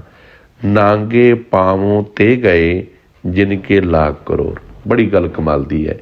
ਬਾਬਾ ਕਬੀਰ ਜੀ ਕਹਿੰਦੇ ਨੇ, ਮੈਂ ਕੰਗਾਲ ਹੁੰਦੇ ਲੋਕੀ ਵੇਖੇ ਆ, ਜਿਨ੍ਹਾਂ ਬੰਦਿਆਂ ਦੇ ਪਾਸ ਲੱਖਾਂ ਕਰੋੜਾਂ ਰੁਪਈਏ ਜਮ੍ਹਾਂ ਸਨ, ਉਹ ਵੀ ਇੱਥੋਂ ਨੰਗੀ ਪੈਰੀਂ ਗਏ ਆ। ਭਾਵ ਕੰਗਾਲਾਂ ਵਾਂਗੂ ਹੀ ਚਲੇ ਗਏ ਆ। ਸਾਰੀ ਉਮਰ ਜਿਹੜੇ ਦੁਨੀਆ ਦੀ ਖਾਤਰ ਭਟਕਦੇ ਰਹੇ ਨੇ, ਦੀਨ ਨੂੰ ਜਿਨ੍ਹਾਂ ਨੇ ਵਿਸਾਰ ਛੱਡਿਆ, ਜਿਨ੍ਹਾਂ ਨੇ ਸਾਰੀ ਜ਼ਿੰਦਗੀ ਧਰਮ ਨੂੰ ਵਿਸਾਰ ਛੱਡਿਆ। ਮੈਂ ਧਰਮ ਬਾਰ-ਬਾਰ ਕਹਿੰਦਾ, ਧਰਮ ਦੇ ਅਰਥ ਹੈ ਅਸੂਲ, ਜੀਵਨ ਨੂੰ ਇੱਕ ਮਰਿਆਦਾ ਵਿੱਚ ਜਿਉਣਾ। ਧਰਮ ਇੱਕ ਬੰਦਸ਼ ਹੈ। ਗੁਰੂ ਦਾ ਧਰਮ, ਗੁਰੂ ਨਾਨਕ ਦਾ ਧਰਮ ਕੀ ਹੈ? ਏਕੋ ਧਰਮ ਦ੍ਰਿੜੈ ਸੱਚ ਕੋਏ। ਸੱਚ ਨੂੰ ਉੱਤੇ ਫੋਕਸ ਕਰਨਾ, ਸੱਚ ਦੀ ਜ਼ਿੰਦਗੀ ਜਿਉਣੀ, ਵਿਖਾਵੇ ਦੋਗਲੇਪਨ ਨੂੰ ਜੀਵਨ ਵਿੱਚੋਂ ਕੱਢ ਦੇਣਾ, ਅਤੇ ਸੱਚ ਦੇ ਰਸਤੇ ਨੂੰ ਅਪਣਾਉਂਦਿਆਂ ਹੋਇਆਂ ਨਿਰੰਕਾਰ ਵਿੱਚ ਭੇਜਣਾ। ਇਹ ਨਾਨਕ ਦਾ ਧਰਮ ਹੈ। ਅਸੀਂ ਜੋ ਬਾਕੀ ਕਰਮ ਕਰ ਰਹੇ ਹਾਂ, ਜੇ ਕੋਈ ਕਹਿੰਦਾ ਮੈਂ ਗੁਰਦੁਆਰੇ ਜਾ ਕੇ ਪਾਠ ਕਰਦਾ, ਉਹ ਧਰਮ ਦਾ ਇੱਕ ਕਰਮ ਆ। ਧਰਮ ਨਹੀਂ, ਧਰਮ ਦਾ ਕਰਮ ਆ, ਜਿੱਥੋਂ ਧਰਮ ਸਿੱਖਿਆ ਜਾ ਸਕਦਾ। ਗੁਰਬਾਣੀ ਦੇ ਵਿੱਚੋਂ ਧਰਮ ਸਿੱਖਣ ਦੀ ਕਲਾ ਵਾ, ਗੁਰੂ ਘਰ ਦੇ ਵਿੱਚੋਂ ਧਰਮ ਸਿੱਖਣ ਦੀ ਕਲਾ ਵਾ, ਤਾਂ ਇਹ ਧਰਮਸ਼ਾਲਾ ਹੈ। ਇਹ ਨਹੀਂ ਕਿ ਮੈਂ ਹੁਣ ਸਵੇਰੇ ਉੱਠਦਾ ਹੈ ਅਤੇ ਮੈਂ ਇਸ ਗੱਲ ਦਾ ਦਾਅਵਾ ਕਰਾਂ ਮੈਂ ਨਿਤਨੇਮੀ ਹਾਂ ਅਤੇ ਮੈਂ ਧਾਰਮਿਕ ਹਾਂ। ਨਿਤਨੇਮੀ ਹੋਣਾ ਹੋਰ ਗੱਲ ਆ। ਨਿਤਨੇਮ ਜੀਵਨ ਵਿੱਚ ਇੰਪਲੀਮੈਂਟ ਹੋ ਜਾਵੇ, ਨਿਤਨੇਮ ਦਾ ਮੁਤਾਬਕ ਜੀਵਨ ਬਣ ਜਾਵੇ, ਉਹ ਧਰਮ ਆ। ਜੋ ਮੈਂ ਪੜ੍ਹ ਰਿਹਾ, ਜੋ ਮੈਂ ਗਾ ਰਿਹਾ, ਜੋ ਮੈਂ ਜਪਜੀ ਸਾਹਿਬ ਵਿੱਚ ਸੁਣ ਰਿਹਾ, ਉਹਦੇ ਮੁਤਾਬਕ ਜੀਵਨ ਢਾਲ ਰਿਹਾ, ਤਾਂ ਧਾਰਮਿਕ ਆ। ਅਤੇ ਕੇਵਲ ਸਿਰਫ ਮੈਂ ਜਪਜੀ ਸਾਹਿਬ ਦਾ ਪਾਠ ਕਰ ਰਿਹਾ, ਉਹ ਧਰਮ ਦਾ ਇੱਕ ਕਰਮ ਆ। ਧਰਮ ਦਾ ਕਰਮ ਕਰਨਾ ਕਰਮ ਕਾਂਡ ਆ। ਧਰਮ ਜੀਵਨ ਵਿੱਚ ਉਤਰ ਜਾਣਾ, ਉਹ ਧਾਰਮਿਕ ਆ। ਹੁਣ ਸੱਚੇ ਪਾਤਸ਼ਾਹ ਕਹਿੰਦੇ ਨੇ, ਬਾਬਾ ਕਬੀਰ ਜੀ ਕਹਿੰਦੇ, ਨਾਂਗੇ ਪਾਵੋਂ ਤੇ ਗਏ ਜਿਨ ਕੇ ਲਾਖ ਕਰੋੜ। ਹੁਣ ਇਹ ਨਹੀਂ ਇਹਦਾ ਮਤਲਬ ਹੈਗਾ ਕਿ ਵੀ ਆਪਾਂ ਨੂੰ ਇਹਦੇ 'ਚ ਬਾਬਾ ਕਬੀਰ ਜੀ ਇਹ ਸਮਝਾ ਰਹੇ ਆ ਕਿ ਵੀ ਤੂੰ ਪੈਸਾ ਹੀ ਨਹੀਂ ਕਮਾਉਣਾ, ਤੁਸੀਂ ਭਾਵੇਂ ਅਰਬਾਂ ਕਮਾਓ, ਦੀਨ ਦੁਨੀਆ ਦੇ ਵਿੱਚ ਇੰਨੇ ਅਮੀਰ ਹੋ ਜਾਵੋ, ਗੱਲ ਹੀ ਕੋਈ ਨਹੀਂ, ਪਰ ਆਪਣੇ ਪੈਸੇ ਨੂੰ ਭਲੇ ਵਾਸਤੇ ਲਾਓ। ਮਾਇਆ ਦਾ ਅਹੰਕਾਰ ਨਹੀਂ ਕਰਨਾ, ਲਾਲਚ ਨਹੀਂ ਕਰਨਾ। ਜੋ ਹੈ ਉਹਨੂੰ ਵੰਡਣ ਦਾ ਸੁਭਾਅ ਰੱਖੋ। ਆਪਣੇ ਜੀਵਨ ਦੇ ਵਿੱਚ ਸੱਚ ਨੂੰ ਅਪਣਾਓ। ਸੱਚੇ ਪਾਤਸ਼ਾਹ ਜੀ ਦਾ ਇਹੀ ਕਹਿਣਾ ਹੈ ਕਿ ਤੂੰ ਇਹੀ ਲਾਲਚ ਕਰੀ ਜਾਂਦਾ ਹੈ ਕਿ ਵੀ ਮੈਂ ਇੰਨਾ ਜੋੜ ਲਵਾਂ, ਇੰਨਾ ਇਕੱਠਾ ਕਰ ਲਵਾਂ, ਮੈਂ ਆਪਣੇ ਪੁੱਤਰਾਂ ਵਾਸਤੇ ਇਕੱਠਾ ਕਰ ਲਵਾਂ, ਆਪਣੇ ਦੁਨੀਆ ਵਾਸਤੇ ਇਕੱਠਾ ਕਰ ਲਵਾਂ। ਇਹ ਤਾਂ ਬਸ ਇੱਕ ਦੌੜ ਆ। ਬਾਬਾ ਕਬੀਰ ਜੀ ਇਹੀ ਕਹਿੰਦੇ ਨੇ, ਕਹਿੰਦੇ ਇਸ ਤਨ ਨੇ ਮਿੱਟੀ ਹੋ ਜਾਣਾ, ਜਿਹਦੇ ਖਾਤਰ ਤੂੰ ਦੌੜ ਰਿਹਾ ਹੈ।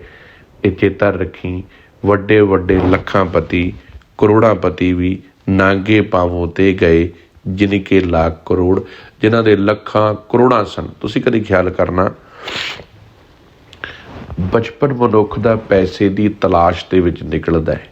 ਜਵਾਨੀ ਉਹ ਬਚਪਨ ਦੀਆਂ ਇੱਛਾਵਾਂ ਮੁਕੰਮਲ ਕਰਨ ਵਾਸਤੇ ਪੈਸਾ ਕਮਾਉਣ ਵਿੱਚ ਲੰਘਦੀ ਹੈ। ਬੁਢੇਪੇ ਦੇ ਵਿੱਚ ਮਨੁੱਖ ਓਨਾ ਹੀ ਪੈਸਿਆਂ ਤੋਂ ਆਤਰ ਹੋ ਜਾਂਦਾ ਹੈ। ਮੈਂ ਦੇਖਿਆ ਬੁਢੇਪਾ ਰੁਲਦਾ, ਬੜਾ ਖਤਰਨਾਕ ਤਰੀਕੇ ਨਾਲ ਰੁਲਦਾ। ਰੇਮੰਡ ਗਰੁੱਪ ਵਰਗੇ ਜਿਹੜੇ ਅਮੀਰਾਂ ਅਰਬਾਂ ਪਤੀਆਂ ਦੇ ਬਜ਼ੁਰਗ ਵੀ ਧਰਤੀ ਦੇ ਉੱਤੇ ਰੁਲਦੇ ਵੇਖੇ ਆ। ਕਾਰਨ ਕੀ ਹੈ? ਬੰਦੇ ਨੇ ਕਮਾਇਆ ਤੇ ਬਹੁਤ, ਪਰ ਜੀਵਨ ਨੂੰ ਨਹੀਂ ਕਮਾਇਆ। ਸਾਹਿਬ ਕਹਿੰਦੇ ਜੀਵਨ ਗੁਜ਼ਰਾਨ ਆ, ਮਾਇਆ ਗੁਜਰਾਨ ਆ, ਔਰਤ ਈਮਾਨ ਆ, ਔਲਾਦ ਨਿਸ਼ਾਨ ਆ, ਅਤੇ ਪਦਾਰਥ ਗੁਜ਼ਰਾਨ ਆ।